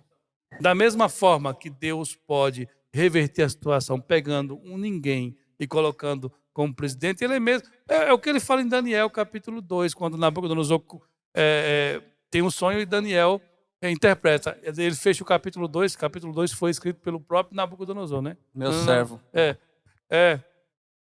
O capítulo 4 fica claro ali na visão também. E deixa bem claro, ele é aquele que exalta reis e abate reis. Levanta nações, impérios e destrói e levanta quem quer. Irmãos, se chegou a hora, tem que acontecer mesmo essas coisas. É tremendo, porque por mais que um projeto, né, se remetendo ao fato, quando Daniel profetizou, aconteceu. Hoje mesmo. E olha que eles eram uma potência. Quem diria que ia cair? Mas já havia toda uma orquestra Discutindo sendo com feita. um garoto da igreja que opera o mercado financeiro, muitas vezes as pessoas querem mostrar que o mercado financeiro é o reflexo de uma sociedade assim ou de um país assado. Esquece. Não haverá país forte ou fraco no final. Todos estarão em dívida. Ou seja, o mundo estará perdido, o mundo estará numa bancarrota, né? Ou seja, numa falência, para que o anticristo venha com respostas. Hoje você vê um país como a Suécia, Finlândia, tem países que o PIB, a renda per capita é lá em cima. Não vai existir isso no final, irmãos. Apocalipse capítulo 6, na abertura dos selos, o terceiro selo, quando foi aberto, João fala assim: e vi um cavalo preto, e o que estava sentado sobre ele tinha uma balança na mão. E foi-lhe dito: uma medida de trigo por 1 denário, 3 medidas de cevada por 1 denário. Não danifiques o azeite nem o vinho. Em outras palavras, no final dos dias, as pessoas vão trabalhar um dia inteiro por um prato de comida. E é o que a ONU talvez defende na Agenda 2030, né? O salário universal. Quer dizer, todos tendo o mesmo resultado. E é por isso que o dinheiro espécie some, o dinheiro digital vai predominar, a moeda única é essa. E quando chegar o tempo do checkmate, o governo mundial dará o checkmate e não haverá mais rico nem pobre. Todos serão do próprio sistema. Então pode subentender-se que sobre a Agenda 2030 tem tudo a ver com a vinda de Cristo. Também. E é uma agenda. É uma ideia do homem sem Deus para implantar o seu governo, o seu poder. Se já for o tempo, Deus permite. Senão é a preparação, continuação da preparação. É o cenário sendo preparado. O cenário sendo preparado. Porque as coisas como estão, irmãos, vão ficar muito piores. Muito piores. Porque é assim que tem que ser. Nós pregamos na igreja, ensinamos a igreja, mas a nossa maior mensagem tem que ser preparando uma igreja para o encontro com o seu Senhor. Se você for pré-tribulacionista, você vai acreditar que é antes, se for mês no mês, se for pós no final. Mas, meu amigo, ou antes ou depois... Uma hora vai chegar. Uma hora vai chegar. O senhor falou do anticristo. É um sistema? É uma pessoa? Qual a sua opinião? É uma pessoa, pastor. Tem 100 profecias para se cumprir nele, não é uma. Volta àquela palavrinha que eu usei há pouco, cosmovisão. As pessoas às vezes ficam falando do anticristo como isso, ou como o presidente que é da França agora, Emmanuel Macron, quando ele foi eleito, né? Porque Emmanuel é Deus conosco, Macron vem de tal palavra e faz aquele embaraço, emaranhado de supostas profecias. Esquece isso aí, pelo amor de Deus. Ou o presidente dos Estados Unidos, toda vez que entra um, vira o anticristo, coitado, por uns dias, né? Depois é tirado do poder. O anticristo é um homem, é o homem da iniquidade, o chifre menor, tá como pronome pessoal. Tem 100 profecias para se cumprir. 100, não é uma nem duas, não, são 100. Então, quando alguém fala que alguém é anticristo para mim, eu falei, claro que não. Primeiro, o anticristo, ele vai começar a trabalhar, ele vai ser conhecido. Justamente num acordo de paz. Antes disso, ele pode estar até nos bastidores sendo trabalhado. Mas ele não está aí, irmão. Não existe esse personagem aí. No âmbito político hoje, não. Ele pode estar sendo trabalhado aí, mas ainda não se manifestou. E conforme são mais de 100 profecias, fala dele, você vai traçando o perfil quem seria esse homem. Tem um perfil para cumprir. O anticristo será um judeu. Ele pode até ser criado na Europa, mas ele tem que nascer em Israel. Depois ele vai para a Europa. Por quê, pastor? Porque ele tem que confundir os judeus. E a profecia diz que ele teria que ser de Belém e Efrata. Ou seja, tem que confundir no nascimento, tem que confundir na tribo qual ele pertence. Judeu só dá credibilidade para judeu. Não tem sentido. O anticristo gentil. Anti-messias gentil. Um messias, símbolo do judaísmo, símbolo dos judeus, símbolo de rei dos judeus gentil. Não tem sentido, pastor. Tem que ser um judeu que nasça, ele pode até ser criado na Europa, mas ele nasça em Israel. Ele tem pedigree de nascimento. Então ele é um homem, uma pessoa mesmo, e ele será extremamente inteligente. A gente até brinca. Hitler foi um tipo de anticristo para a gente saber algumas características dele. Se o Hitler tivesse vivo na época do anticristo, que é uma impossibilidade, que já aconteceu a morte, Hitler brincaria na escolinha do anticristo, na creche do anticristo. Ou seja, o anticristo será Tamanha veracidade do cara. uma mente fantástica, um poder de eloquência, de convencimento, de carisma, como nunca houve. Satanás lhe dará o poder. Perfeito. Os homens vão desejar o seu governo e ele terá uma habilidade muito grande. E como diz Daniel 11, a sua ascensão vai ser muito rápida. Ele passa anos. Perguntaram para um pastor uma vez, quanto tempo ele demorava para construir um sermão? Ele falou, a vida inteira. Mas como assim, John MacArthur?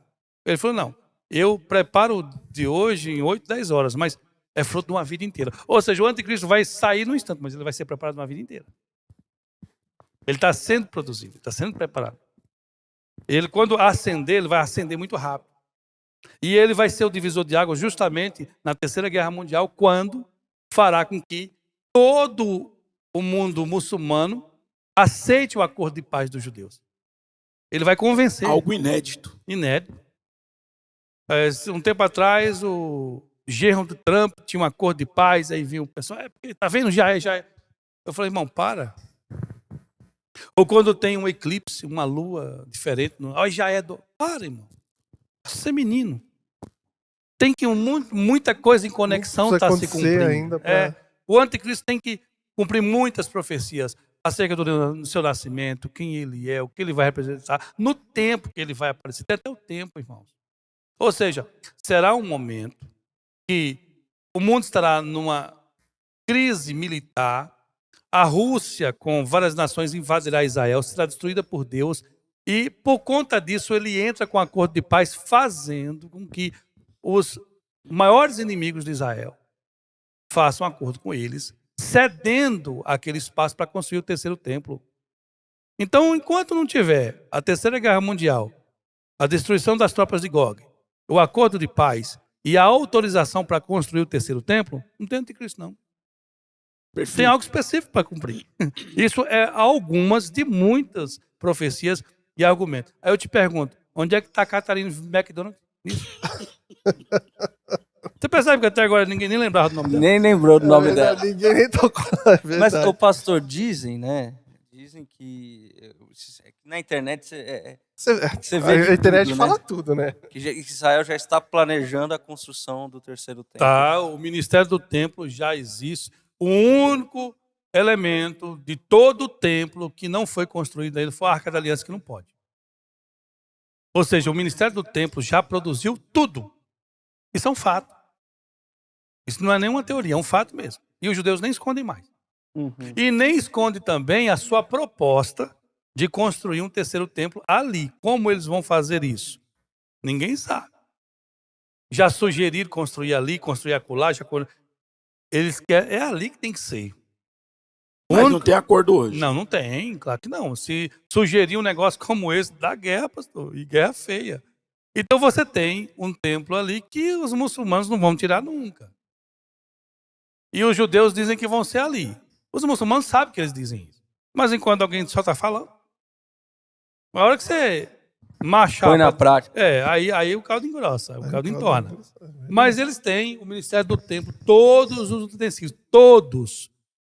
Hoje já tem escolas de música só para fazer a oficialização dos levitas no templo. Tem tudo. O único móvel do templo, isso não é teoria não, é documentado isso aí. O único móvel do templo que não foi construído, porque esse não pode, é a Arca da Aliança. Aquele móvel lá de madeira de acácia, né?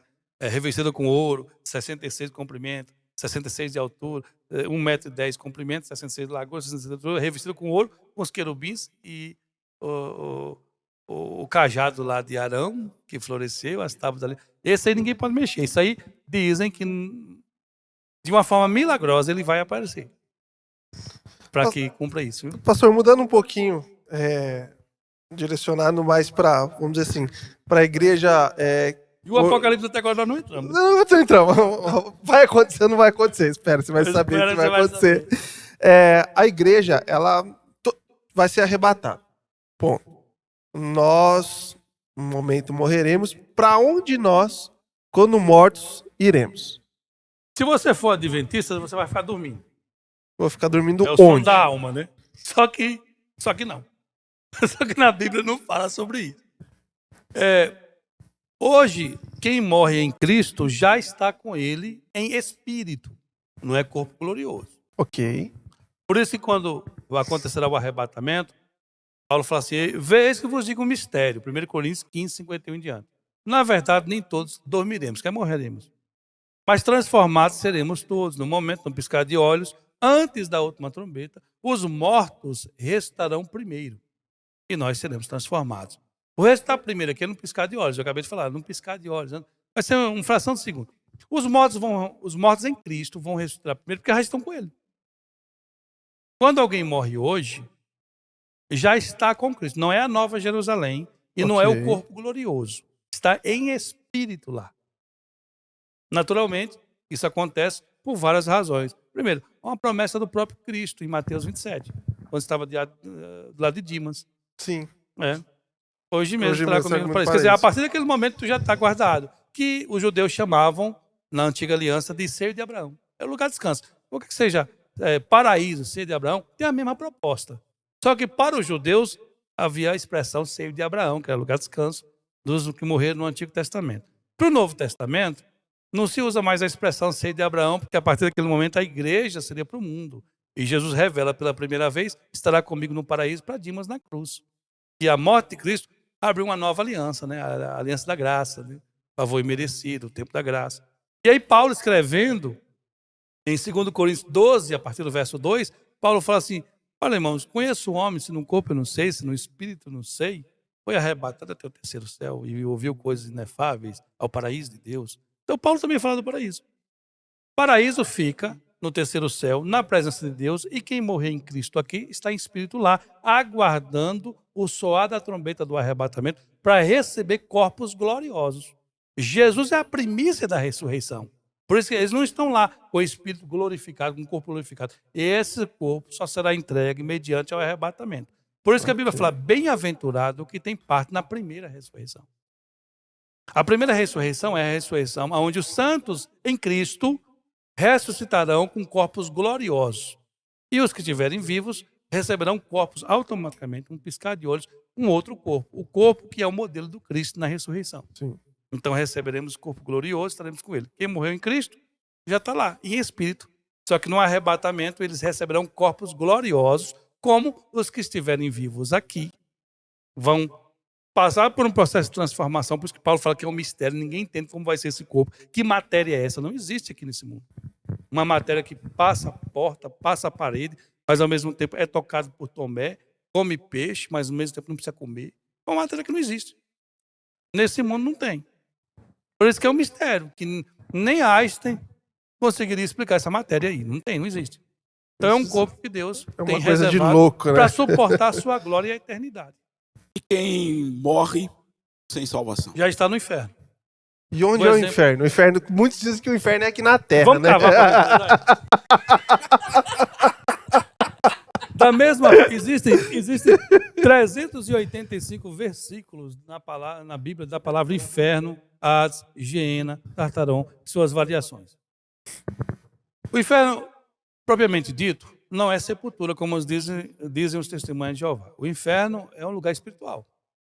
Da mesma forma que lá em Lucas 16, morre o rico, morre Lázaro. E eles, um foi levado, outro conduzido. Percebe? Um parece que foi levado forçadamente, outro conduzido. É um mundo espiritual, irmão.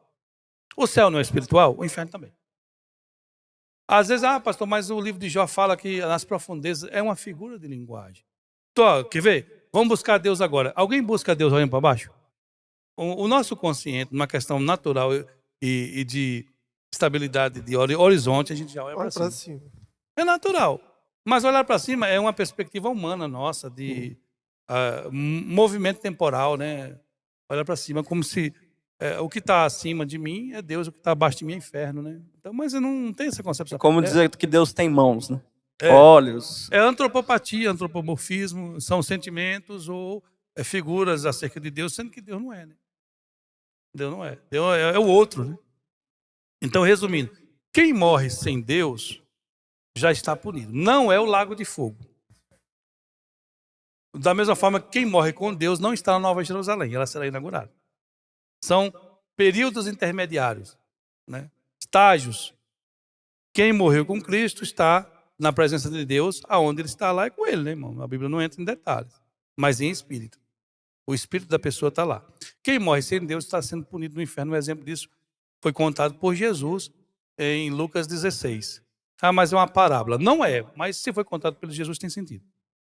Então Jesus não brinca, né, irmão? Ele contou ali alguém que morreu e foi punido e queria voltar. Alguns princípios aquele estudo nos ensina, né? Quem está lá não pode voltar, é lugar de tormento, uma série de coisas. Sem falar que você tem 385 versículos na Bíblia e muitos deles falam do inferno propriamente dito, inclusive sobre a vida daqueles que não viveram segundo a palavra de Deus, será cobrado. Até o nosso ministério, quando a gente enterra o talento, haverá choro de ranger os dentes. Sim. Quer dizer, é inferno ali. Está dizendo punição, o crente relaxado que não enterrou o talento, que não cumpriu o seu ministério.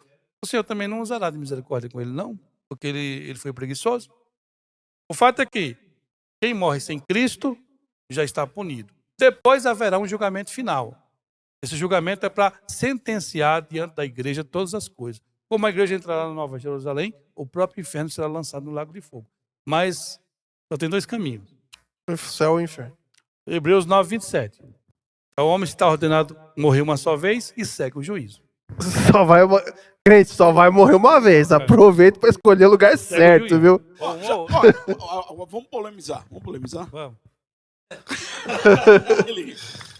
Aconteceu o arrebatamento. Eu ia fazer essa pergunta. Ok. Taca-lhe pau. E alguns aí comunistas ficaram. Só os comunistas. Não, esses aí não tem mais salvação. Não. Então vamos dar perguntas. Esse tem Se salvação. for comunista, não tem mais salvação. Mas aquele turista ficou. Não é o comunista, não. turista Turista. De vez em quando faz, de vez em quando não faz. Faz quando lhe convém, quando não lhe convém não faz. Ficou. O praticante e não praticante seria o não Só praticante. que ele conhece, né? Ele não pratica, mas ele leu, ele ouviu, ele até acompanhou uma menina bonita que vinha nos cultos, ele também queria vir, mas não ficou, não firmou o passo. Pastor, brincadeira à parte. Haverá condição de salvação de alguém pós o arrebatamento da igreja? Haverá, segundo Apocalipse 5, capítulo 7, versículo 9. E viu uma multidão entrando no céu com palmas nas mãos. E foi-lhe perguntado, quem são esses e de onde vêm? Ele falou assim, eu não sei, tu sabe. E o próprio que perguntou para ele disse, esses são os que morreram na grande tribulação e lavaram as suas vestes no sangue do Cordeiro, por isso estão aqui. Pois bem, se esses aí são os da igreja desviada, eu não sei, a Bíblia não trabalha isso. A Bíblia trabalha que haverá, mas tem um detalhe aqui. Como eles serão mortos para chegar lá? Apocalipse capítulo 20, versículo 4, serão degolados. Em outras palavras, hoje a gente tem um período da graça, favor imerecido, o Espírito Santo operando, igrejas, pessoas ensinando, podcasts como esse, um monte de coisa que a gente pode se fortalecer na fé, a Bíblia na mão, curso de teologia, seminário, e a pessoa não liga. Perfeito. Agora, você acha mesmo que essas pessoas que não se fortalecem hoje, elas na grande tribulação vão acordar? Onde o Espírito Santo não agirá mais como igreja. Não é que ele não está na grande tribulação, ele vai estar. Mas ele não vai operar mais como igreja. Não haverá mais igrejas sadias pregando o evangelho. E quem ficou é a igreja apostata, é crente desviado. Então, naturalmente, quem convence o homem acerca do pecado, da justiça e do juízo é o Espírito Santo. Espírito Santo. A pregação será por duas testemunhas do Apocalipse, capítulo 11, que vão pregar por 3 anos e meio, 1.260 dias. E mais 144 mil judeus selados, capítulo 7, versículo 4 do livro do Apocalipse. Se essas pessoas receberem o impacto dessa mensagem, se converterem, e recebendo essa mensagem, eles vão ser punidos. Por quê? Se fosse igreja, já tinha ido. Falsa igreja que ficou, se vendeu. Se arrependeu de ter se vendido ou de brincou com Deus e por isso ficou, vai ter que pagar com a vida. Porque a falsa paz é essa, não é uma paz. É uma falsa paz para publicidade, mas nos bastidores o pau vai estar comendo. Ou seja, o anticristo vai eliminar. Você vai ter que se opor ao sistema declaradamente. E aí vem, nesse período, muitas leis sendo construídas. E aí, no ápice disso, é justamente o número da besta, né, o selo, a marca, que vai estourar lá no capítulo 13, que é no meio da grande tribulação. Mas até lá, o cenário vai sendo montado e leis vão sendo construídas nesse período, de tal forma que será insustentável viver na grande tribulação sem que o anticristo conduza a sua vida. E uma vez fazendo isso, a pessoa está condenada. E se opondo a isso, ela é exterminada. Vai ser a caça às bruxas.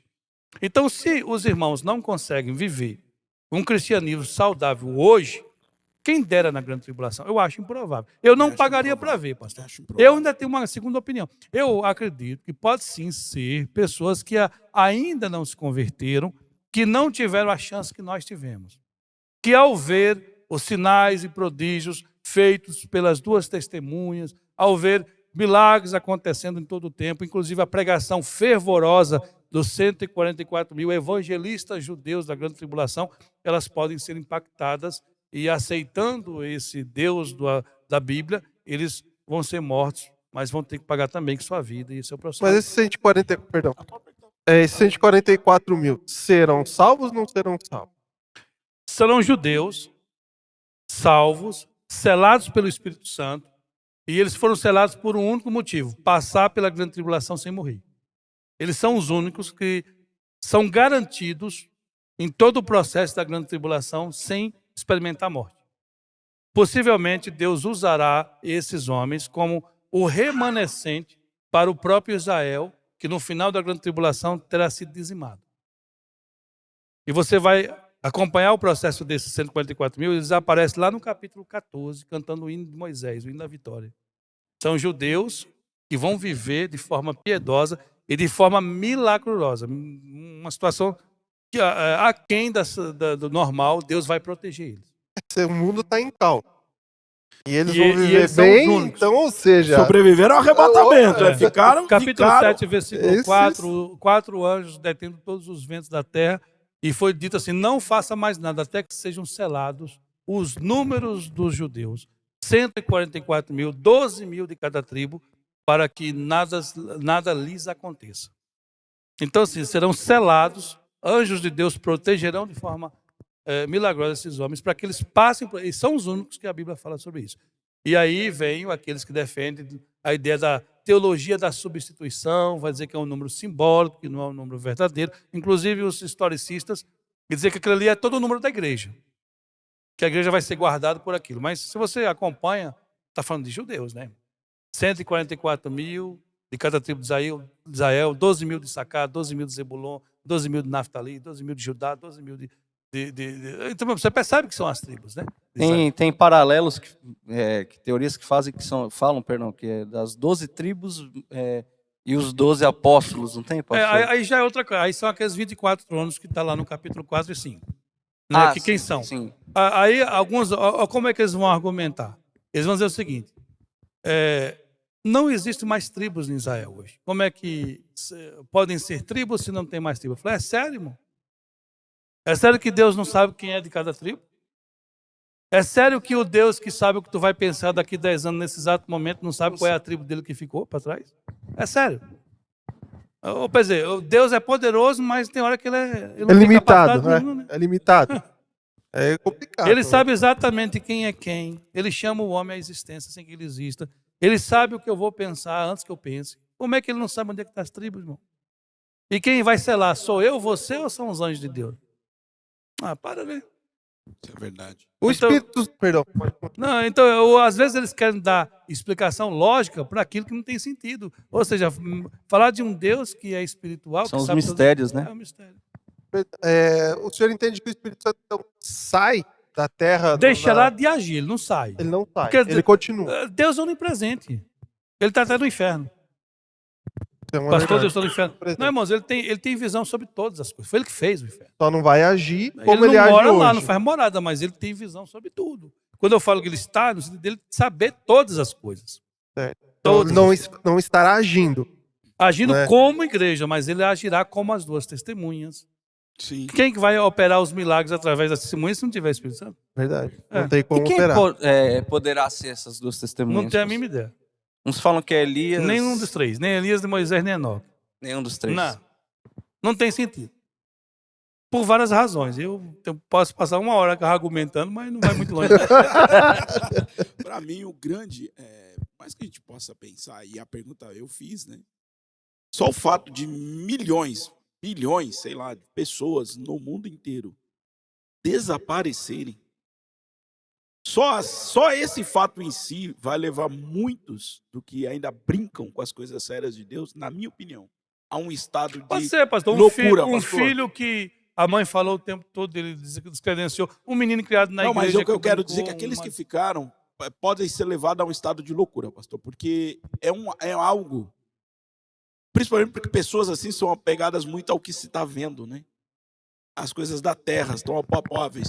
E de repente, O estado de loucura da grande tribulação, e é um dos motivos coisa louca. que eu falo que eu sou pré-tribulacionista, não é por um texto só, que Paulo falou em 2 Tessalonicenses 2, que Paulo fala que não será assim, assim, assim. Irmãos, não se interpreta um texto com ele só, um livro com um versículo só. O próprio Calvino dizia que a Escritura precisa interpretar a Escritura. Nesse pressuposto, se a Escritura interpreta a Escritura, então você tem que ler e citar toda a Escritura. Não pode ser o texto que me convém. Entendeu? Quando eu entro no Apocalipse a partir do capítulo 6, há uma impossibilidade tão grande ali de sobrevivência, a não ser esses que a Bíblia fala que serão selados já para isso, que se eles não fossem selados, nem eles, que não sobra ninguém. Ou seja, é uma impossibilidade de uma igreja que é mundial sobreviver. Aí eu te pergunto, arrebatar de quê e para que se a noiva foi entregue aos lobos? Qual a diferença de se guardar hoje se eu vou passar do mesmo jeito? Se hoje a gente já tem muita gente na igreja que às vezes tem dificuldades em permanecer firme, eu sou daqueles que eu ainda acredito que quem Deus selou, selou e acabou. Ou seja, Jesus falou assim, aqueles que meu pai me deu, de modo nenhum lançarei fora. Ele vai fortalecer para suportar. O fato é que quando você entra na grande tribulação, você nem vê a igreja, e os eventos que estão acontecendo são eventos de ordem mundial e destruidor de tudo. O homem vai entrar num processo, pastor, de loucura. Perfeito. Aqui Você entra, por exemplo, no capítulo 6, versículo 12, como eu citei há pouco, o 6º selo, aí vem o 7º selo. Entre o 6º selo e o 7º selo tem esses dois grupos aí, os 144 mil e a grande multidão, que são em atos de tempo com o Apocalipse. Aí vem o 7º selo. O 7º selo são 7 anjos com 7 trombetas. Lê lá para você ver. E hoje estou no capítulo 8 ainda. Que são, até o capítulo 11, são os 3 anos e meio. De uma visão cronológica. E quem fala isso? Os maiores teólogos do mundo. Eu fico, assim, impressionado como esses teólogos de hoje, lendo outros teólogos, eles simplesmente negam a eficácia do argumento. E fazem comentários simplesmente esdrúxula. Coloca a sua colocação como ou imbecilizada ou simplista demais, desmerecendo a inteligência do outro. Quando você pega, por exemplo, os argumentos do Dwight Pentecost, naquele livro Manual de Escatologia, você pega os argumentos de John F. Walvoord, pegando como base aquele livro Todas as Profecias da Bíblia e outros, os argumentos são muito bem criados. E aí eles vão mostrando toda uma série cétupla de cumprimento, de julgamento na grande tribulação, que deixa claro para a gente uma sequência cronológica de cumprimento profético. Ou seja, o livro do Apocalipse ele não está ali naquela perspectiva, ou no próprio livro, sendo desenvolvido no processo da história de 2000 anos. Pelo contrário, tem um momento crucial, específico de cumprimento. Por exemplo, você vai ver as 2 testemunhas que a gente falou há pouco, elas vão profetizar por 1.260 dias, até morrerem. 1.260 dias é exatamente 3 anos e meio. E o seu ministério terá um raio de ação, um propósito. Então, se você tem 2 testemunhas morrendo no capítulo 11, e elas profetizam por 3 anos e meio, e a grande tribulação começa no capítulo 6, significa dizer que do capítulo 6 ao capítulo 11, você tem 3 anos e meio exatamente. Capítulo 12 e 13 é o centro da grande tribulação. O meio dela. Que é Israel agora sendo perseguido, prefigurando uma mulher vestida de sol e um dragão perseguindo ela. E o capítulo 13 é os últimos 3 anos e meio da grande tribulação. Do capítulo 13 ao capítulo 19. Eu sei, porque o próprio texto diz isso. Que fala que o anticristo, ou essa besta que sobe do mar e a besta que sobe da terra, terá um poder de 42 meses. 42 meses dá 3 anos e meio também. Então você tem 2 testemunhas que foram 3 anos e meio e morreram, e mais 3 anos e meio, que é a grande tribulação propriamente dita, como dizem alguns dos católicos. Você tem 3 anos e meio. Com 3 anos e meio não precisa nem ser um Einstein, né? E você tem também na profecia de Daniel, capítulo 9, versículo 24 a 27, que é a coluna vertebral da profecia. Daniel falando no versículo 27. E ele, falando do anticristo, fará concerto, uma aliança, um contrato por uma semana. Uma semana de dias são 7 dias, uma semana de anos são 7 anos. E na metade da semana fará cessar o sacrifício e a oferta. Quer dizer, o templo terá que ser construído no processo dos 3 anos e meio. No final dos 3 anos e meio será violado. O acordo é quebrado, o judeu percebe que foi enganado e o anticristo no capítulo 12 está perseguindo a mulher. Rapaz, faz sentido. A profecia tem que fazer sentido. Então você percebe que os 3 anos e meio é um tempo de falsa paz e preparação, onde Israel será enganado, até o templo ser construído e os sacrifícios novamente voltarem a acontecer. O ministério do templo está acontecendo, os utensílios, como eu falei, do templo está sendo feito. E isso acontece nos 3 anos e meio. No meio dos 3 anos e meio, o anticristo levanta uma estátua de si mesmo, manda que os judeus o adorem, os judeus negam a sua adoração. E os judeus falam, então você não é o Messias. Porque na lei de Moisés diz assim, assim, assim. Na Torá diz isso e isso, e você está fazendo o contrário. É aí que o anticristo mostra a sua face verdadeira. A besta é isso, é o animal. Ele enganou até ali, trabalhando como um falso Messias, mas a besta, a ideia de a besta que sobe, quer dizer, o animal terrível, ele é manifesto no final dos 3 anos e meio. E aí, quando Israel percebe a escolha errada que fez, é perseguido pelo próprio anticristo, que é simbolizado por um dragão com várias cabeças. Israel foge, Deus arrebata Israel e dá asas como de águia, quer dizer, de uma forma milagrosa, Deus oculta uma grande parte do remanescente de Israel na grande tribulação para que sobreviva. Pode ser até os 144 mil. O texto não diz, mas não deixa de ser aqueles que foram selados. E aí você vai ver ele agora guerreando e emplacando o seu golpe final por 42 meses através de políticas e uma série de ações que ele vai tomar. No final dos 3 anos e meio, ou seja, finalizando o período total de 4 anos, de 7 anos, ele vem contra Israel e tem a última batalha para definir tudo, que é a batalha do Armagedon. Mas o capítulo 8 é o tocar das trombetas ainda. E nós estamos nos primeiros 3 anos e meio da grande tribulação. E olha lá o que está acontecendo. Primeiro, trombeta tocada. Você vai ver uma estrela caindo do céu na terra e matando a terça parte das criaturas dos mares, destruindo a terça parte das embarcações. Imagina o estado e a doença da terra como vai estar. Uma segunda trombeta tocada e você vai ver uma estrela caindo na fonte das águas, envenenando as fontes das águas, terça parte delas, acabando com tudo. E aí você vai ver, uma série de trombetas são tocadas e cada trombeta é pior do que a outra. Irmãos, a 5ª trombeta é tocada. Quando a 5ª trombeta é tocada, cai como se fosse um monte em chamas, abre uma cratera, sai gafanhotos, que são sinônimos de demônios de dentro do abismo, e ele tem o poder de causar dores no homem por 150 dias. E por aquele momento os homens vão estar desesperados, pedindo a morte naquela trombeta, e a morte vai fugir deles, porque é um processo que tem que passar ali, naquele momento. Então é um processo de eventos catastróficos, de ordem mundial, e que não teria sentido a igreja estar vivendo um terror desse, sendo que é a noiva do Cordeiro que se guardou e que há promessa para ela. Perfeito. Ao que vencer, farei isso. Ao que vencer, farei aquilo. Quando chega na ideia de Filadélfia, né? A Filadélfia é justamente aquele símbolo de igreja que, porque guardou a minha palavra, eu também te guardarei da hora da tentação que há de vir sobre todo mundo. Então, eu não acredito no pré-tribulacionismo por uma revelação de alguma irmã. Eu nem sabia disso. Entendeu?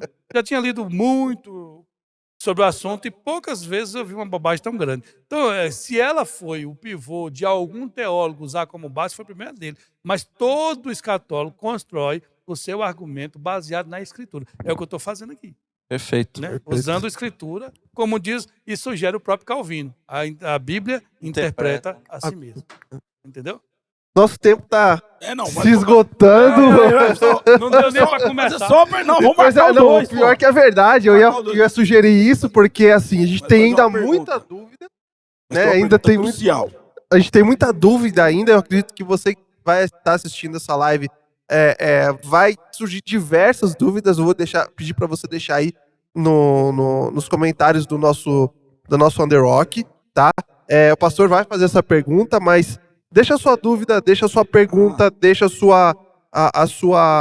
seu questionamento aí, porque eu tenho certeza que ainda ficaram muitas dúvidas, porque nós estamos ainda nos 3 anos e meio. Nós não chegamos ainda nos 7. Tá de ponta cabeça, igual o Lula mostrando livro. E aí, O exatamente, pastor pegou pesado, hein? O Lula. Deus me livre. Olha, o pastor Silas O Lula quando está tava preso, nos presenteando. Deixa eu segurar uma aqui, Isso, pastor. ó. Você que vai Pastor formular Silas suas é palmeirense, perguntas, você vai participar de um sorteio. Toda vez que você fizer uma pergunta, você vai ganhar a oportunidade de estar participando do sorteio para estar ganhando um livro. Ó. Escatologia, um estudo sistemático das profecias dos últimos dias. Discipulado, andando à luz da Bíblia. Curso de formação ministerial. São alguns dos livros da Fábio. É isso. Olha, o número da FAB, o endereço da FAB. A gente vai deixar tudo Deixa no card, tudo aí. a gente vai deixar tudo lá na descrição do vídeo, tá? Como eu falei no início, o pastor Silas é também escritor, então aproveite, acesse lá também a FAB, a gente vai deixar Eu fiz teologia na FAB, então eu recomendo. É isso aí. A gente vai deixar na descrição do vídeo também o site da FAB, tá? Se a pessoa quiser até acessar, quiser adquirir o livro, consegue por lá, pastor? Tudo lá. Tudo lá. pelo site da FAB. www.teologiafab.com.br ou Pronto. fabteologia.com.br. Pronto, e aí lá Tem você vai loja adquirir. virtual, tem curso, tem tudo. Agora, se você não quiser adquirir, escreva aí, faça sua pergunta, porque você pode ganhar um desses. E Se a você vai benção é sorteado, a benção é grande. Pastor, faça a pergunta que o senhor gostaria, por Pastor gentileza. Silas, milênio. Depois da guerra do Armagedon, eu estou pulando, avançando um pouquinho. Cristo reina na terra. Eu vou para as duas principais escolas. A escola progressista ou historicista vai dizer que nós já estamos vivendo um milênio. Que o milênio começou, por mais que falam milênio, ali o milênio não é um milênio, é um período de tempo. Quando convém é literal, quando não convém a gente Figura de alegoriza. linguagem. Então, a presença do diabo é literal, o anjo é literal, as correntes são literais, tudo é literal, Deus é literal, mas o tempo não é literal, então ele tem problema. Eles vão dizer o seguinte, que nós já estamos vivendo um milênio. Que o milênio começa com o braço de Cristo na cruz do Calvário e nós já estamos vivendo. E o diabo, inclusive, está preso. Viu? Não sei se você foi à prisão. Nós vamos falar na próxima. Vai ficar dúvida O diabo aí. está preso. Talvez a prisão do STF, que esteja preso. Pode ser que Dois você vai saber. esteja preso no STF. Mas segundo essa visão, o diabo está preso. Então essa visão progressista ou historicista vai defender isso e perde muito sentido quando você estuda a realidade da Bíblia. Lembra que eu falei isso? A Bíblia precisa se completar, dar as respostas mais convincentes. Na visão futurista, o milênio é um espaço de tempo realmente de 1000 anos, como é a proposta. Então, no processo de grande tribulação, fecha com a batalha do Armagedon. Essa batalha do Armagedon é justamente para exterminar o anticristo e o falso profeta, que eles inauguram, segundo a Bíblia, está lá, capítulo 19 do livro do Apocalipse. Eles inauguram o lago de fogo. Os exércitos do anticristo são destruídos. E aí a última dispensação, que é o espaço de 1000 anos, aonde o mundo vai voltar a ser construído. Aqueles que passaram pela grande tribulação, e imagina, foi dizimado. Se o mundo tem 8 bilhões, suponha, e no final foi dizimado, suponha que tem 800 milhões de pessoas no final da grande tribulação. 7 bilhões e 200 morreram. Uma ideia. Você vai ter muita gente ainda. Começou com Adão e Eva e hoje, ó, imagina. Agora imagine 1000 anos, com 800 milhões de pessoas, um pouco em cada nação.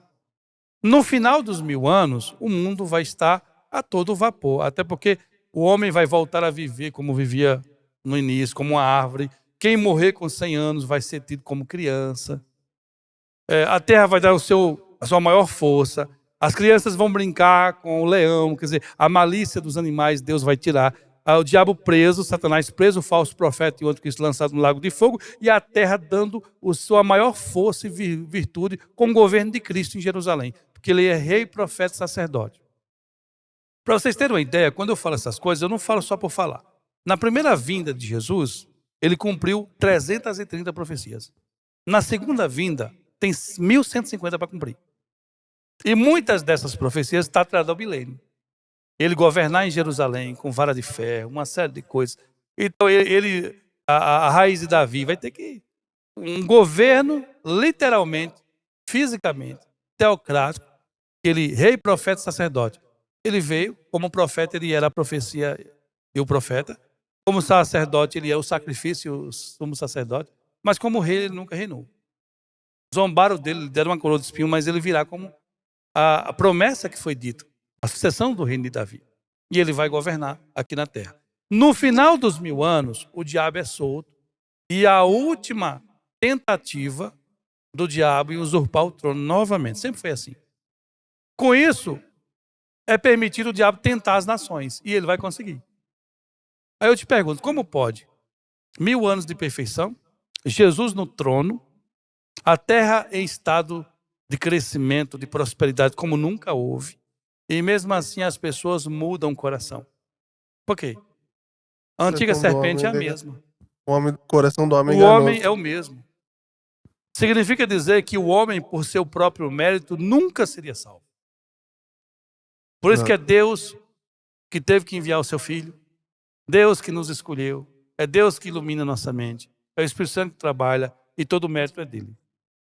Só fica claro que nós, por mais que temos que tomar as decisões aqui e ali, mas sempre parte da misericórdia de Deus sermos alcançados. Mundo perfeito, milênio perfeito, Cristo reinando, prosperidade a todo vapor, mas quando o diabo ele é solto, ele começa no mesmo processo que fez com Adão e Eva, e o rastro da serpente na história, né? Ele vai justamente mostrando que há uma incapacidade. Pode ver, em toda a dispensação, a inocência, consciência, governo humano, patriarcal, lei, a graça hoje. O diabo tem o seu papel e a gente vê tanta gente fazendo mal. No milênio não vai ser diferente. Em todas as dispensações o homem foi provado. No milênio vai ser a última provação. E pasme, o que mais me decepciona é num ambiente tão favorável como esse, o diabo consegue iludir as nações como areia no mar. O texto diz lá. E virão contra Cristo. É aí que o próprio Deus levanta-se do trono e fala basta. E viu um grande trono no céu, do qual fugiu todas as coisas, e deu mal aos mortos que nele havia. O inferno e a morte deram os mortos que nele havia. E todos estiveram diante de Deus para serem julgados. Abriu-se os livros, e depois o livro da vida.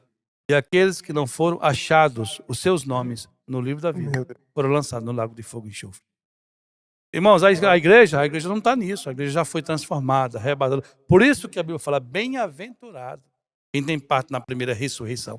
Porque a primeira ressurreição recebe um corpo glorioso, incorruptível e imortal. Já tá. Está salvo. Garantido. Aproveita, crente. Já essa segunda ressurreição é a ressurreição do grande trono branco. Que é uma ressurreição que até o inferno vai devolver os seus para passar como se fosse o julgamento final para a penitenciária. Imagina o inferno como uma prisão distrital, onde agora todos os presos vão para o fórum para ser julgados e depois para a penitenciária para nunca mais sair. É isso. É isso aí. Pastor Silas Dourado. Desmistificando o Apocalipse. E recebendo um corpo também capaz de sofrer a punição eterna.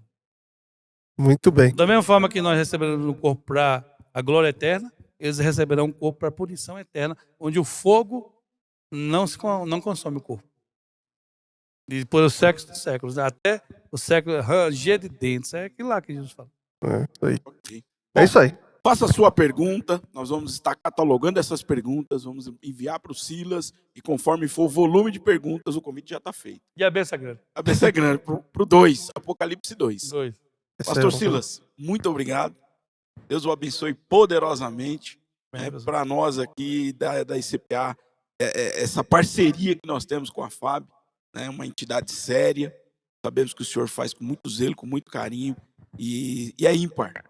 E eu tenho certeza que essa visão de reino que nos permeia, ela vai se perpetuar. Amém, até o senhor vir nos buscar. Ô, glória. Amém. Eu agradeço, pastor, por tudo, agradeço pela oportunidade. E é como eu falei, a escatologia Ela tem muita coisa. São 6.408 profecias, das quais 3.268 se cumpriram. Mas 3.140 não cumpriu ainda. Tem muita coisa. Muita água para rolar para debaixo da ponte. Luiz, obrigado. Pastor Otávio. Eu agradeço, Deus abençoe. Pastor, muito obrigado. Amém. Para nós foi um presente, uns 11 anos Verdade. de CPA. 13 anos, né?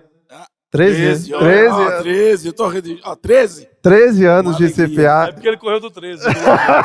É verdade. Vai passar rápido. Ninguém viu. Nós não aceitamos nem o número 13, mais. De jeito nenhum. O filho do amigo meu completou 12 anos e agora vai fazer quanto? Ele foi 14. 14 menos 1. É isso aí. Muito obrigado por estar acompanhando com a gente aqui. Mais uma vez, pastor Silas Dourado trazendo essa aula para nós aqui no On The Rock. Como o pastor Edson falou, comemorando os 13 anos de ICPA. E você, que quer realmente ganhar o livro, você precisa fazer sua pergunta. Faça a sua pergunta. Aí deixa a sua pergunta na descrição do vídeo, né, nos comentários, que você que deixou a sua pergunta será colocado o nome para ser sorteado dos livros. Se você apenas colocou um joinha, apenas comentou, curtiu, nós não conseguiremos colocar você nesse sorteio. Correto, pastor Edson? Correto. Perfeito. Muito obrigado. Deus abençoe. Até o próximo, se Deus quiser. Tchau, tchau. Tchau. Deus o abençoe.